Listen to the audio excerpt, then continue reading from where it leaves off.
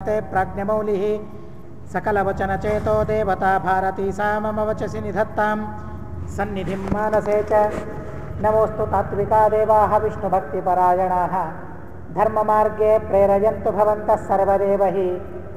नौमिन्यारसुधादिकर्जरमुनेन श्रीपादरात्सन्मणीन् व्यासार्यान् विविधागमब्धिविहरान् श्रीपादिराजानपि वन्दे हंसवरान् रघुत्तमगुरून् वैदग्ध्यवारां निधीन् श्री सत्यव्रतराघवेन्द्रमुनिपान् सद्बोधसध्यानपान् सत्याभिज्ञकराब्जोत्थान् पञ्चाशद्वर्षपूजकान् सत्यप्रबोधतीर्थार्यान् नौमिन्यारसुधारतान् बन्धुस्त्वं गुरुरिष्टदैवतमिति त्वत्पादपङ्केरुहं प्राप्तं मां परिपालयेति सततं याचे निबद्धाञ्जलिः। चित्तं मद्गुणदोषचिन्तनविधौ नूनं मनं मा कृथाः श्रीसत्यात्मगुरो त्वदङ्घ्रियुगलं हित्वा न मे सद्गतिः। मन्मनोभीष्टवरदं सर्वाभीष्टफलप्रदं पुरन्दरगुरुं वन्दे दासश्रेष्ठं दयानिधिम्।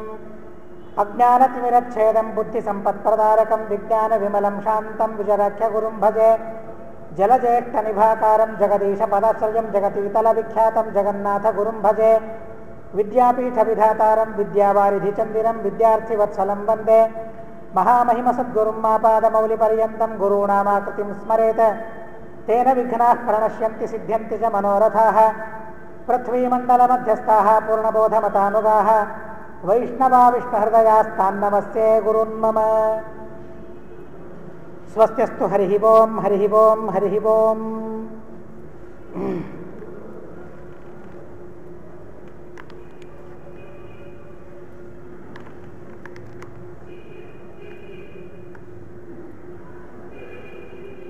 हैमकिङ्किणिमालिकारशनाञ्चितं तमवञ्चितं कम्रकाञ्चनवस्त्रचित्रकटिं घनप्रभया घनं कम्रनागकरोपमोरुमनामयं शुभधीमयं नौम्यहं वररौप्यपीठकृतालयं हरिमालयं। ಹಿಂದೆ ಭಗವಂತನ ಉದರದ ಬಗ್ಗೆ ಬಹಳ ಅತ್ಯದ್ಭುತವಾಗಿ ವಾದಿರಾಜರು ವರ್ಣನೆ ಮಾಡಿದ್ದಾರೆ. ಪೀನರಮ್ಯತನೂದರಂ ಭಜ ಹೇಮ ನ ಶುಭ ಹೇ ಮನಃ ಸ್ವಾನುಭಾವ ನಿದರ್ಶನಾಯ ದಿಶಂತಮರ್ಥಿ ಸುಶಂತಮಂ ಆನತೋಸ್ಮಿ ನಿಜಾರ್ಜುನ ಪ್ರಿಯ ಸಾಧಕಂ ಖಲಬಾಧಕಂ ಹೀನತೋಜ್ಜಿತ ರೂಪ್ಯಪೀಠ ಕೃತಾಲಯಂ ಹರಿಮಾಲಯಂ ಅಂತ ಹೇಳಿ ಭಗವಂತನ ಉದರದ ವರ್ಣನೆಯನ್ನು ಮಾಡಿದ್ದಾರೆ.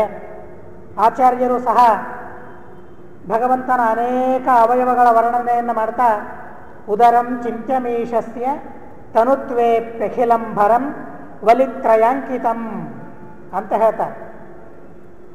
ಭಗವಂತನ ಉದರ ಅದು ಅತ್ಯದ್ಭುತ, ಎಲ್ಲ ಲೋಕಗಳಿಗೂ ಆ ಉದರ ಆಶ್ರಯವಾಗಿರ್ತದೆ. ಕೃಷ್ಣ ಪರಮಾತ್ಮ ಅದನ್ನು ತೋರಿಸಿದ್ದಾನೆ ಅನ್ನೋದಕ್ಕಾಗಿ ಸ್ಪೆಷಲ್ಲಾಗಿ ಕೃಷ್ಣನ ಸ್ತೋತ್ರವನ್ನು ಮಾಡುವಾಗ ಆ ಉದರದ ಚಿಂತನೆಯನ್ನು ವಾದಿರಾಜರಲ್ಲಿ ಮಾಡ್ತಾ ಇದ್ದಾರೆ. ಬಾಯಿ ತೆಗೆದಾಗ ಆ ಬಾಯಿಯಲ್ಲಿ ಸಮಗ್ರ ಬ್ರಹ್ಮಾಂಡವನ್ನು ಯಶೋಧಾದೇವಿ ನೋಡಿಬಿಟ್ಟಿದ್ದಾಳೆ. ಮಾರ್ಕಾಂಡೇಯರು ಸಹ ದೇವರ ಉದರದಲ್ಲಿ ಸಮಸ್ತ ಪ್ರಪಂಚವನ್ನು ಕಂಡಿದ್ದಾರೆ ಅನ್ನೋದಕ್ಕಾಗಿ ಪ್ರಳಯ ಕಾಲದಲ್ಲಿ ಎಲ್ಲ ಪ್ರಪಂಚಕ್ಕೆ ಆಶ್ರಯವಾಗಿರೋದು ಉದರ. ನಾವೆಲ್ಲರೂ ಇರಬೇಕಾದ ಮನೆ ಅದು ಉದರ ಅಂತ ಅಂದರೆ. ಎಲ್ಲ ಚೇತನಾತ್ಮಕವಾದ ಸಮಸ್ತ ಪ್ರಪಂಚಕ್ಕೆ ಪ್ರಳಯ ಕಾಲದಲ್ಲಿ ಮನೆ ಅಂತ ಅಂದರೆ ದೇವರ ಉದರ ಅನ್ನೋದಕ್ಕಾಗಿ ಶ್ರೀಮದಾಚಾರ್ಯರು ಅದನ್ನು ಪ್ರತ್ಯೇಕವಾಗಿ ಹೇಳ್ತಾರೆ. ಉದರಂ ಚಿಂತ್ಯಮೀಶಸ್ಯ ತನುತ್ವೇಪಿ ಅಖಿಲಂಭರಂ. ನೋಡಲಿಕ್ಕೆ ಸಣ್ಣದು, ದೊಡ್ಡ ಹೊಟ್ಟೆ ಅಲ್ಲ. ಆ ದೇವರ ಶರೀರಕ್ಕೆ ಸರಿಯಾಗುವಂತೆ ಲಾಕ್ಷಣಿಕವಾಗಿ ಲಕ್ಷಣಶಾಸ್ತ್ರಕ್ಕೆ ಅನುಗುಣವಾದಂತಹ ಹೊಟ್ಟೆ ಉದರ ಭಗವಂತನದ್ದು. ತನು ಸಣ್ಣದು, ಆದರೆ ಅಖಿಲಂಭರಂ, ಅಷ್ಟರಲ್ಲೇನೆ ಸಮಸ್ತ ಪ್ರಪಂಚವೂ ಸಹ ಒಂದು ಮೂಲೆಯಲ್ಲಿ ಪರಮಾಣುವಿನಂತೆ ಇರ್ತದೆ ಅಂತ ಹೇಳ್ತಾರೆ. ದೇವರ ಹೊಟ್ಟೆಯಲ್ಲಿ ಸಮಸ್ತ ಪ್ರಪಂಚ ಪರಮಾಣುವಿನಂತೆ ಇರ್ತದೆ ಅಂತ ಹೇಳ್ತಾರೆ. ಅಂತಹ ಅತ್ಯದ್ಭುತವಾದ ಉದರ ಪೀನ ರಮ್ಯ ತನೂದರಂ. ಅದನ್ನು ಬಹುಶಃ ಒಳಗಡೆಗೆ ಇದ್ದಾಗ ಯಾರಿಗೂ ದೇವರ ಹೊಟ್ಟೆ ಹೇಗಿರ್ತದೆ ಅಂತ ನೆನಪಿರೋದಿಲ್ಲ. ಯಾಕೆಂದರೆ ಎಲ್ಲರೂ ಸುಪ್ತರಾಗಿ ಹೋಗಿಬಿಟ್ಟಿರ್ತಾರೆ. ಪ್ರಳಯ ಕಾಲದಲ್ಲಿ ದೇವರ ಹೊಟ್ಟೆಯಲ್ಲಿದ್ದಾಗ ವಾಯುದೇವರಿಗೆ ಮಾತ್ರ ಎಚ್ಚರ ಇರ್ತದಂತೆ, ಬಿಟ್ಟರೆ ಬೇರೆ ಯಾರಿಗೂ ಜ್ಞಾನವಾಗ್ತಾ ಇರೋದಿಲ್ಲ ಅನ್ನೋದಕ್ಕಾಗಿ ಹೊರಗೆ ಬಂದಾಗ, ಸಂಸಾರಕ್ಕೆ ಬಂದಾಗ ಆ ಭಗವಂತನ ಅತ್ಯದ್ಭುತವಾದ ಆ ಉದರವನ್ನು ಚಿಂತನೆ ಮಾಡಬೇಕು ಅಂತ ವಾದಿರಾಜರು ಹಿಂದೆ ತಿಳಿಸ್ತಾರೆ. ಪೀನರಮ್ಯ ತನೂದರಂ ಭಜ ಹೇಮನ ಶುಭ ಹೇಮನಃ. ಆ ಭಗವಂತನೇ ನಮಗೆ ಬಂಗಾರ, ಅಂತಹ ಪರಮಾತ್ಮನನ್ನು ಧ್ಯಾನ ಮಾಡು, ಭಜನೆ ಮಾಡು. ಆ ದೇವರ ಸಾಮರ್ಥ್ಯ ನಮಗೆ ಮೋಕ್ಷ ಆಗ್ತದೆ ಅಂತ ಅಂದರೆ ಭಗವಂತನ ಕೃಪಾ, ದೇವರ ಕಾರುಣ್ಯ, ದೇವರ ದಯ, ದೇವರ ಇಚ್ಛೆ. ಇಲ್ಲದೆ ಹೋದರೆ ದೇವರು ಯಾರ ಕಣ್ಣಿಗೂ ಕಾಣಿಸೋದಿಲ್ಲ. ಅಗೋಚರ ಭಗವಂತ, ಯಾವ ಇಂದ್ರಿಯಗಳಿಗೂ ಗೋಚರನಲ್ಲ ಭಗವಂತ. ಅನುಮಾನದಿಂದಲೂ ತಿಳಿಲಿಕ್ಕಾಗೋದಿಲ್ಲ. ಇನ್ನೇನು ತಿಳಿಬಹುದು ಅಂತ ಅಂದರೆ ಶಬ್ದಗಳಿಂದ ದೇವರನ್ನು ತಿಳಿಬಹುದಷ್ಟೇ. ವೇದದಿಂದ, ಶಾಸ್ತ್ರಗಳಿಂದ ಭಗವಂತನನ್ನು ತಿಳಿದುಕೊಳ್ಳಬಹುದು, ಅಲ್ಪವಾದ ಜ್ಞಾನವನ್ನು ಮಾಡಿಕೊಳ್ಳಬಹುದು. ಆದರೆ ದೇವರನ್ನು ಪ್ರತ್ಯಕ್ಷವಾಗಿ ಕಾಣಲಿಕ್ಕೆ ಅಂತೂ ಸರ್ವಥಾ ಸಾಧ್ಯ ಇಲ್ಲ ಅಂತ ಹೇಳಿದ್ದಾರೆ. ಆದರೂ ಸಹ ನಮ್ಮ ಕಣ್ಣಿಗೆ ಕಾಣುವಂತಹ ರೂಪವನ್ನು ಭಗವಂತ ಧಾರಣೆ ಮಾಡ್ತಾನೆ, ನಮ್ಮ ಕಣ್ಣಿಗೆ ತನ್ನ ರೂಪವನ್ನು ತೋರಿಸ್ತಾನೆ. ನಾವು ದೇವರನ್ನು ನೋಡೋದಿಲ್ಲ, ದೇವರು ತನ್ನ ರೂಪವನ್ನು ತೋರಿಸ್ತಾನೆ, ಕಾಣುವಂತೆ ಮಾಡ್ತಾನೆ. ದೇವರು ನೋಡೋ ಸಾಮರ್ಥ್ಯ ನಮ್ಮ ಕಣ್ಣಿಗೆ ಇಲ್ಲ.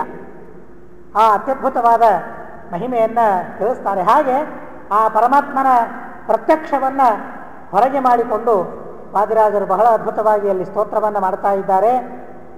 ಸ್ವಾನುಭಾವ ನಿದರ್ಶನಾಯ, ಆ ದೇವರು ಸರ್ವಥಾ ನಮಗೆ ಪ್ರತ್ಯಕ್ಷ ಅಲ್ಲ, ಆದರೂ ತನ್ನ ಅಪರೋಕ್ಷವನ್ನು ಭಗವಂತ ಚಿನ್ಮಿಶ್ರವಾದ ಜಡವಾದ ಮನಸ್ಸಿಗೆ ಕೊಟ್ಟು ಭಗವಂತನ ತನ್ನ ಅಪರೋಕ್ಷ ಜ್ಞಾನವನ್ನು ಮಾಡಿಸಿ ನಮಗೆ ಮುಕ್ತಿಯನ್ನು ದೇವರು ಕೊಡ್ತಾನೆ ಅಂತ ಅಂದರೆ ಅದು ದೇವರ ಸಾಮರ್ಥ್ಯ ಹೊರತು ನಮ್ಮ ಸಾಮರ್ಥ್ಯ ಅಲ್ಲ ಅಂತ. ನಾನು ಕರ್ಮವನ್ನು ಮಾಡಿದ್ದೇನೆ, ನಿಷ್ಕಾಮ ಕರ್ಮಗಳನ್ನು, ನಿವೃತ್ತ ಕರ್ಮಗಳನ್ನು ನಾನು ಮಾಡಿದ್ದೇನೆ, ಯಜ್ಞಯಾಗಾದಿ ಕರ್ಮಗಳನ್ನು ಅನುಷ್ಠಾನ ಮಾಡಿದ್ದೇನೆ ಅನ್ನೋದಕ್ಕಾಗಿ ದೇವರು ನನಗೆ ಮೋಕ್ಷವನ್ನು ಕೊಡಲೇಬೇಕು ಅಂತ ನಾವೇನಾದರೂ ಹಠ ಹಿಡಿದು ಕೂತ್ರೆ ದೇವರ ಅಪ್ರಾರಬ್ಧವಾದ ಕರ್ಮಗಳನ್ನೆಲ್ಲ ಬಿಚ್ಚಲಿಕ್ಕೆ ಶುರು ಮಾಡ್ತಾನೆ ಅನ್ನೋದಕ್ಕಾಗಿ ನಾವು ದೇವರಿಗೆ ಆರ್ಡರ್ ಮಾಡೋ ಹಾಗಿಲ್ಲ. ನಾನು ಮಾಡಿದ್ದೇನೆ, ಕರ್ಮಗಳನ್ನು ಮಾಡಿದ್ದೇನೆ, ಹೀಗಾಗಿ ನೀನು ಕೊಡಲೇಬೇಕು ಅಂತ ಅಂದರೆ ದೇವರು ಕೊಡೋದಿಲ್ಲ. ಕರುಣೆಯಿಂದ ಭಗವಂತ ಕೊಡ್ತಾನೆ ಅಷ್ಟೇ. ಅದು ದೇವರ ಕಾರುಣ್ಯ, ಅದು ದೇವರ ಸಾಮರ್ಥ್ಯ ಅನ್ನೋದಕ್ಕಾಗಿ ಅಂತಹ ಭಗವಂತನನ್ನು ಸ್ಮರಣೆ ಮಾಡದೆ ಮತ್ಯಾರ ಸ್ಮರಣೆಯನ್ನು ಮನುಷ್ಯನಾದವನು ಮಾಡಬೇಕು, ಮನಸ್ಸು ಮಾಡಬೇಕು. ನಿರಂತರ ಉಪಕಾರಕನಾದ ಪರಮಾತ್ಮನ ಭಜನೆಯನ್ನು ವಿಶೇಷವಾಗಿ ಮಾಡು ಅಂತ ಹೇಳಿ ತನ್ನ ಮನಸ್ಸಿಗೆ ಹೇಳಿದಾಗ ಮನಸ್ಸಿಗೆ ಆ ಮಾತು ಒಪ್ಪಿಗೆಯಾಗಿದೆ. ಮನಸ್ಸು ಅಂತಲೇ ಆನತೋಸ್ಮಿ, ಅಂತಹ ಪರಮಾತ್ಮನಿಗೆ ನನ್ನ ಸಮಗ್ರ ಜೀವನದಲ್ಲಿ, ಇಲ್ಲಿಯೂ ಅಲ್ಲ ಮೋಕ್ಷದಲ್ಲಿಯೂ ಸಹ ಆ ಭಗವಂತನಿಗೆ ಅಧೀನನಾಗಿಯೇ ನಾನಿರ್ತೇನೆ. ಪುರುಷ ಸೂಕ್ತಕ್ಕೆ ವ್ಯಾಖ್ಯಾನವನ್ನು ಬರೀಬೇಕಾದರೆ ವಾದಿರಾಜರು ಇದೇ ಮಾತನ್ನು ತಿಳಿಸ್ತಾರೆ. ಮೋಕ್ಷದಲ್ಲಿ ನಾವು ದೇವರ ಅಧೀನವಾಗಿರ್ತೇವೆಯೋ ಇಲ್ವೋ? ಯಾಕೆಂದರೆ ಅದು ಮೋಕ್ಷ ಅಲ್ಲ. ಅಲ್ಲಿ ನಮ್ಗೆ ಯಾರು ನಿಯಾಮಕರಾಗಿ ಇದ್ದರೆ ಅದು ಮೋಕ್ಷ ಅಂತ ಹೇಗಾಗ್ತದೆ? ಮೋಕ್ಷ ಅಂತ ಆಗೋದಿಲ್ಲ. ಸ್ವಚ್ಛಂದವಾಗಿ ನಮಗಿರ್ಲಿಕ್ಕೆ ಆಗೋದಿಲ್ಲ ನಿಯಾಮಕರಾದರೂ ಒಬ್ಬರಿದ್ದರೆ. ಹೀಗಾಗಿ ನಿಯಾಮಕರಿಲ್ಲ ಅಂತ ಅನ್ನೋಣವೇನು ಅಂತಂದರೆ ಸರ್ವಥಾ ಸಾಧ್ಯ ಇಲ್ಲ ಅಂತ ಹೇಳ್ತಾರೆ. ದೇವರೆಲ್ಲ ಮೊದಲಿಗೆ ಜೀವನೇ ಒಪ್ಕೊಳ್ಳೋದಿಲ್ಲವಂತೆ. ಸ್ವತಂತ್ರನಾಗಿ ಇರಲಿಕ್ಕೆ ಜೀವನಿಗೆ ಒಪ್ಕೊಳ್ಳೋದಿಲ್ಲ, ಜೀವನಿಗೆ ಒಪ್ಪಿಗೆ ಆಗೋದಿಲ್ಲ ಅಂತ ಹೇಳ್ತಾರೆ. ಬಹಳ ಅದ್ಭುತವಾಗಿ ಹೇಳ್ತಾರೆ. ಅದನ್ನು ಮುದ್ರಾ ರಾಕ್ಷಸದಲ್ಲಿ ಕವಿಯೂ ಸಹ ಅದನ್ನು ಬಹಳ ಅದ್ಭುತವಾಗಿ ಹೇಳ್ತಾರೆ, ಬಹಳ ವಿಚಿತ್ರವಾಗಿ ಹೇಳ್ತಾರೆ. ಸ್ವಾತಂತ್ರ್ಯ ಅಂತ ಅನ್ನೋದು ಸರ್ವಥಾ ನಮಗೆ ಬೇಡ ಅಂತ ಕೇಳಿಕೊಳ್ತಾನೆ ಕವಿ ಮುದ್ರಾ ರಾಕ್ಷಸದಲ್ಲಿ. ಇಲ್ಲಿ ಮತ್ತೆ ಅದೆಲ್ಲ ವಿಸ್ತಾರವಾಗಿ ಹೋಗ್ಬಿಡ್ತದೆ. ಹೀಗಾಗಿ ಮೋಕ್ಷದಲ್ಲಿ ಜೀವನೇ ತಾನು ಸ್ವಯಂ ಪ್ರೇರಿತನಾಗಿ ಭಗವಂತನನ್ನು ನಿಯಾಮಕ ಅಂತ ಒಪ್ಪಿಕೊಳ್ತಾನೆ. ಯಾಕೆ? ಅವನ ನಿಯಾಮಕತ್ವದಲ್ಲಿ ನಾನು ಎಷ್ಟೆಲ್ಲ ಸುಖವಾಗಿದ್ದೇನೆ ಸಂಸಾರದಲ್ಲಿ, ಏನು ತೊಂದರೆಯಾಗಿದೆ ನನಗೆ? ದೇವರ ನಿಯಾಮಕತ್ವದಲ್ಲಿ ನಾನಿದ್ದಾಗ, ಭಗವಂತ ಸರ್ವೋತ್ತಮ ಅಂತ ನಂಬಿ ನಡೆದಾಗ ನನಗೆ ಯಾವುದೇ ರೀತಿಯಾದ ತೊಂದರೆಯಾಗಿಲ್ಲ. ಎಲ್ಲ ಕಷ್ಟಗಳನ್ನೂ ನಾನು ದಾಟಿದ್ದೇನೆ, ಬಂದ ಎಲ್ಲ ಕಷ್ಟಗಳನ್ನು ಸುಖವಾಗಿ ದಾಟಿದ್ದೇನೆ, ಸುಖವಾಗಿ ಅವುಗಳನ್ನು ಅನುಭವಿಸಿದ್ದೇನೆ ನಾನು ಅನ್ನೋದಕ್ಕಾಗಿಯೇ ದಾಸರಂತಾರೆ, ಸುಖವಾಗಲಿ ಬಹು ದುಃಖವಾಗಲಿ ಸಖ ನೀನಾಗಿರು ಪಾಂಡುರಂಗ. ಸಂಸಾರ ಅಂದರೆ ಅಲ್ಲಿ ಸುಖ ಕಡಿಮೆ, ದುಃಖವೇ ಜಾಸ್ತಿ ಅನ್ನೋದಕ್ಕಾಗಿ ಆ ಮಾತನ್ನು ಅಲ್ಲಿ ಹೇಳ್ತಾರೆ. ಸುಖವಾಗಲಿ ಬಹು ದುಃಖವಾಗಲಿ, ಹಿಂದೆ ಬಹು ಶಬ್ದ ಇಲ್ಲ. ಯಾಕೆ ಗೊತ್ತು? ಸಂಸಾರದಲ್ಲಿ ಸುಖ ಸ್ವಲ್ಪ, ಸಂಸಾರದಲ್ಲಿ ದುಃಖವೇ ಜಾಸ್ತಿ ಅನ್ನೋದಕ್ಕಾಗಿ ಆ ದುಃಖವಾಗಲಿ ಸುಖವಾಗಲಿ ಏನೇ ಆಗಲಿ ನನ್ನ ಪ್ರಾರಬ್ಧಕ್ಕೆ ಅನುಗುಣವಾಗಿ ಆಗ್ತದೆ, ಅದನ್ನು ನಾನು ಅನುಭವಿಸ್ಲಿಕ್ಕೆ ಬೇಕು, ಅನುಭವಿಸ್ತೇನೆ. ಆದರೆ ನಾನು ದುಃಖ ಪಡುವಾಗಲೂ ಸಹ ನೀನು ಸಖನಾಗಿ ಇರಬೇಕು ಅಂತ ಕೇಳಿಕೊಳ್ತಾನೆ. ಸುಖ ನನಗೆ ಬೇಕಾಗಿಲ್ಲ, ಸಖ ನೀನಾಗಬೇಕು ಅಂತ ಹೇಳ್ತಾನೆ. ಸುಖವೋ ದುಃಖವೋ ನೀನೇನು ಕೊಡ್ತೀವಿ ಕೊಡು, ಆದರೆ ಸಖ ನೀನಾಗಬೇಕು ಅಂತನ್ನೋದನ್ನು ದಾಸರು ಬಹಳ ಅದ್ಭುತವಾಗಿ ಅಲ್ಲಿ ಕೇಳ್ಕೊಂಡಿದ್ದಾರೆ ಅನ್ನೋದಕ್ಕಾಗಿ ಇಲ್ಲಿ ಈ ಮಾತನ್ನು ಹೇಳ್ತಾರೆ. ಮೋಕ್ಷವಾದ ಮೇಲೂ ಸಹ ಸ್ವಇಚ್ಛೆಯಿಂದ ಸ್ವಯಂ ಪ್ರೇರಿತನಾಗಿ ಜೀವನಾದವನು ಭಗವಂತನಿಗೆ ದಾಸನಾಗಿ, ಕೇವಲ ಭಗವಂತನಿಗೆ ಮಾತ್ರ ಅಲ್ಲ, ಬ್ರಹ್ಮಾದಿ ಎಲ್ಲ ದೇವತೆಗಳಿಗೂ ತನಗಿಂತಲೂ ಯಾರು ಯಾರು ಯೋಗ್ಯತೆಯಲ್ಲಿ ಮೇಲೆ ಇದ್ದಾರೆ ಎಲ್ಲರಿಗೂ ವಿನೀತನಾಗಿ ಮೋಕ್ಷದಲ್ಲಿ ಇರ್ತಾನೆ ಅನ್ನೋ ಮಾತನ್ನು ಬಹಳ ಅದ್ಭುತವಾಗಿ ತಿಳಿಸಿದ್ದಾರೆ. ಆ ಮಾತನ್ನು ಇಲ್ಲಿ ಹೇಳ್ತಾರೆ. ಆನತೋಸ್ಮಿ ನಿರ್ಯಾರ್ಜುನ ಪ್ರಿಯ ಸಾಧಕಂ ಖಲಬಾಧಕಂ ಹೀನತೋಚ್ಛಿತ ರೂಪ್ಯ ಪೀಠ ಕೃತಾಲಯಂ ಹರಿಮಾಲಯಂ ಅಂತ ತಿಳಿಸಿದ ಮೇಲೆ ವಾದಿರಾಜರು ಮತ್ತೆ ಅಂತಾರೆ, ಹೈಮಕಿಂಕಿಣಿ ಮಾಲಿಕಾರಸನಾಂಚಿತಂ ತಮವಂಚಿತಂ ರತ್ನಕಾಂಚನ ವಸ್ತ್ರಚಿತ್ರಕಟಿಂ ಘನ ಪ್ರಭಯಾಘನಂ. ಬೇರೆ ಬೇರೆ ಪಾಠಭೇದಗಳಿರಬಹುದು. ವಾದಿರಾಜರಂತಾರೆ, ದೇವರು ಹೇಗಿದ್ದಾನೆ, ದೇವರ ನಡು ಹೇಗಿದೆ ಅಂದರೆ ಆ ನಡುವಲ್ಲಿ ಭಗವಂತ ಉಡದಾರವನ್ನು ಧಾರಣೆ ಮಾಡಿದ್ದಾನಂತೆ ದೇವರು. ಆ ಉಡದಾರ ಹೇಗಿದೆ ಅಂತ ಅನ್ನೋದನ್ನು ವರ್ಣನೆ ಮಾಡ್ತಾರೆ. ಹೈಮ ಕಿಂಕಿಣಿ ಮಾಲಿಕಾ ರಶನ, ರಶನ ಅಂದರೆ ಉಡದಾರ ಅಂತ ಅರ್ಥ. ಆ ಉಡದಾರದಿಂದ ಅಂಚಿತ ಶೋಭಿತನಾಗಿದ್ದಾನೆ ಭಗವಂತ. ವಸ್ತ್ರವನ್ನು ಉಡುವ ಆಧಾರ, ಆಧಾರದಿಂದ ಪರಿಶೋಭಿತನಾಗಿದ್ದಾನೆ ಪರಮಾತ್ಮ. ಆ ಉಡದಾರಕ್ಕೆ ಕಿಂಕಿಣಿಗಳಿವೆ ಅಂತೆ, ಗೆಜ್ಜೆಗಳ ಮಾಲೆಯೇ ಇದೆ ಅಂತೆ ಸುತ್ತಮುತ್ತಲು. ಹೀಗಾಗಿ ದೇವರು ಎಲ್ಲಿಗೆ ಹೋಗ್ತಾನೆ ಆ ಗೆಜ್ಜೆಗಳ ನಾದವಾಗ್ತಾ ಇರ್ತವೆ. ನಾದವಾಗಿ ದೇವರು ಹೋಗುವಾಗ, ದೇವರು ಬರಬೇಕಾದರೆ ದೇವರ ಪೂಜೆ, ಭಗವಂತನಿಗೆ ಸ್ವಾಗತ, ದೇವರಿಗೆ ವಾದ್ಯ ಬೇಕಲ್ಲ, ದೇವರ ಕಾಲಿಟ್ಟರೆ ಸಾಕು, ಯತಿಗಳು ಬರ್ತಾ ಇರ್ತಾರೆ, ಮತ್ತಾರೋ ಬೇಕಾದವರು ಬರ್ತಾ ಇರ್ತಾರೆ, ವಾದ್ಯಪೂರ್ವಕವಾಗಿ ನಾವು ಅವರನ್ನು ಸ್ವಾಗತ ಮಾಡ್ತೀವಲ್ಲ, ಹಾಗೆ ದೇವರು ಎಲ್ಲಿಯೇ ಕಾಲಿಡಲಿ, ದೇವರಲ್ಲೇ ಹೆಚ್ಚು ಇಡಲಿ, ಅಲ್ಲಿ ವಾದ್ಯಗಳು ಮೊಳಗಬೇಕು ಅಂತ ಶಬ್ದಾಭಿಮಾನಿಗಳಾದ ದೇವತೆಗಳು, ಆ ಎಲ್ಲ ದೇವತೆಗಳು ಗಂಟೆಗಳ ರೂಪದಿಂದ ಆ ಉಡದಾರದ ಎಲ್ಲ ಕಡೆಗೆ ಆ ಗಂಟೆಗಳ ರೂಪದಿಂದ ಸನ್ನಿಹಿತರಾಗಿ ಬಿಟ್ಟಿದ್ದಾರಂತೆ. ಹೈಮ ಬಂಗಾರಮಯವಾದ ಕಿಂಕಿಣಿ ಗಂಟೆಗಳ ಮಾಲೆ, ಎಲ್ಲ ಉಡದಾರಕ್ಕೆ ಅವುಗಳ ಮಾಲೆಯನ್ನು ಮಾಡಿದ್ದಾರಂತೆ. ಅವುಗಳ ಸಮೂಹವೇ ಸುತ್ತಮುತ್ತ ಆ ಗಂಟೆಗಳಿವೆ ಅಂತೆ. ದೇವರ ಹೆಜ್ಜೆ ಇಟ್ಟರೆ ಗಂಟೆಗಳ ನಾದ ಕೇಳಿಸ್ತದೆ. ಭಗವಂತ ಬರ್ತಾ ಇದ್ದಾನೆ, ಭಗವಂತ ಹೋಗ್ತಾ ಇದ್ದಾನೆ, ದೇವರು ನಡೀತಾ ಇದ್ದಾನೆ. ದೇವರಿಗೆ ವಾದ್ಯಪೂರ್ವಕವಾಗಿ ಭಗವಂತನಿಗೆ ಪೂಜೆಯನ್ನು ಮಾಡೋದಕ್ಕಾಗಿ ಆ ರೀತಿಯಾಗಿ ದೇವತೆಗಳ ಸೇವೆ ಮಾಡ್ತಾರೆ ಅಂತ ವಾದಿರಾಜರು ತಿಳಿಸ್ತಾರೆ. ಹೈಮ ಕಿಂಕಿಣಿ ಮಾಲಿಕಾ ರಶನಾಂಚಿತಂ ತಮವಂಚಿತಂ. ದೇವರು ಯಾರನ್ನೂ ವಂಚನೆ ಮಾಡೋದಿಲ್ಲ ಅಂತ ಹೇಳ್ತಾರೆ. ಭಗವಂತ ಬಲಿಯನ್ನು ವಂಚನೆ ಮಾಡಿದ ಅಂತ ಭಗವಂತ ದುರ್ಜನರನ್ನು ವಂಚನೆ ಮಾಡಿದ. ಅಮೃತ ಮಥನ ಮಾಡಬೇಕಾದ್ರೆ ಅಮೃತ ಬಂದ ಮೇಲೆ ದೇವರು ದೈತ್ಯರನ್ನು ವಂಚನೆ ಮಾಡಿದ ಅಂತ ಅಂತಾರೆ. ಆದರೆ ಇದು ಮೇಲ್ನೋಡ್ಲಿಕ್ಕೆ ಮಾತ್ರ, ಲೌಕಿಕವಾದ ರೀತಿಯಲ್ಲಿ ಮಾತ್ರ ಅದು ವಂಚನೆಯೇ ಹೊರತು ವಾಸ್ತವಿಕವಾಗಿ ಯಾವುದೂ ವಂಚನೆ ಅಲ್ಲ ದೇವರು ಮಾಡೋದು. ಅವಂಚಿತಂ, ವಂಚನೆಯನ್ನು ಭಗವಂತ ಸರ್ವಥಾ ಮಾಡೋದಿಲ್ಲ. ಅಮೃತ ಮಥನವನ್ನು ಮತ್ತೆ ದೇವತೆಗಳಿಗಿಟ್ಟೆ ಕೊಟ್ಟನಲ್ಲ ಅಂತ ಅಂದರೆ ಅನ್ನೋದಕ್ಕಾಗೇನೆ, ಅವರ ಸ್ವಭಾವ ಏನು ಅಂತ ತಿಳಿಸೋದಕ್ಕಾಗೇನೆ ಧನ್ವಂತರಿಯಾಗಿ ಅಮೃತ ಕಲಶವನ್ನು ಹಿಡಿದುಕೊಂಡು ಬಂದಾಗ ದೈತ್ಯರೆಲ್ಲ ಅದನ್ನು ಅಪಹರಣೆ ಮಾಡ್ತಾ ಇರಬೇಕಾದ್ರೆ ದೇವರು ಕೈ ಬಿಟ್ಟನಂತೆ. ಯಾಕೆ? ದೈತ್ಯರ ಸ್ವಭಾವ ಏನು ಅಂತ ತೋರಿಸ್ಬೇಕಾಗಿದೆ. ಅಮೃತ ಮಥನವನ್ನೇನೋ ನಾವು ಮಾಡಿದ್ವಿ, ಮೊದಲಿಗೆ ಪ್ರತಿಜ್ಞೆಯಾಗಿದೆ 50-50 ಅಂತ, ಅರ್ಧ ಹಂಚಿಕೊಳ್ಳೋಣ ನಾವು ನೀವು ದೇವತೆಗಳು ದೈತ್ಯರು ವಿಚಾರವಾಗಿದೆ, ಮಾತುಕತೆಯಾಗಿ ಹೋಗ್ಬಿಟ್ಟಿದೆ. ಸಮುದ್ರ ಮಥನ ಮಾಡೋಣ, ಅಮೃತ ಬರ್ತದೆ, ನಾವರ್ಧ ನೀವರ್ಧ ಅದರಲ್ಲಿ ಸ್ವೀಕಾರ ಮಾಡೋಣ ಅಂತ ಮಾತಾಗಿದೆ. ಮಾತಾದಾಗ ಮೊದಲಿಗೆ ಆ ಮಾತನ್ನು ಮುರಿದವರು ಯಾರು? ದೇವರಿಗೆ ಗಟ್ಟಿ ಹಿಡ್ಕೊಳ್ಳಿಕ್ಕೆ ಬರ್ತಿತ್ತೋ ಇಲ್ಲ ಭಗವಂತನಿಗೆ? ಸಮಸ್ತ ಪ್ರಪಂಚವನ್ನು ಧಾರಣೆ ಮಾಡ್ತಾನೆ ಭಗವಂತ ಕೂರ್ಮ ರೂಪದಿಂದ, ಬಿಳದೇ ಇರೋ ಹಾಗೆ. ಅಂತಹ ಪರಮಾತ್ಮನಿಗೆ ಒಂದು ಕಲಶವನ್ನು ಹಿಡ್ಕೊಳ್ಳಿಕ್ಕೆ ಆಗ್ತಿರ್ಲಿಲ್ವೇನು? ಆಗ್ತಿತ್ತು. ಆದರೆ ಗಟ್ಟಿ ಹಿಡಿದಿದ್ರೆ ದೈತ್ಯರ ಸ್ವಭಾವ ಏನು ಗೊತ್ತಾಗ್ತಿತ್ತು? ದೈತ್ಯರ ವಂಚನೆ ಗೊತ್ತಾಗ್ತಾ ಇರಲಿಲ್ಲ. ಅನ್ನೋದಕ್ಕಾಗಿ ದೇವರು ಬಿಟ್ಟುಬಿಡ್ತಾನೆ. ಯೋಗ್ಯತೆಯಲ್ಲಿ ಹಣೆಯಲ್ಲಿ ಬರೆಯದೇ ಇದ್ದಾಗ ಯಾವುದೂ ಯಾರಿಗೂ ಸಿಗೋದಿಲ್ಲ.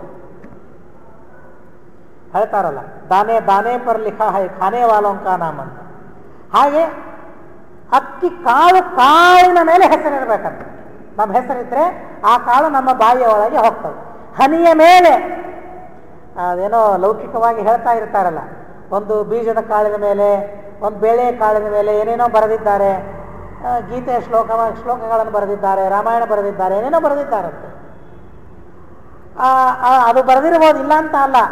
ಆದರೆ ಪ್ರತಿಯೊಂದು ಕಣದಲ್ಲಿ ಅನುಭವಿಸುವ ವ್ಯಕ್ತಿಯ ಹೆಸರು ಬರೆದಿರ್ತದೆ.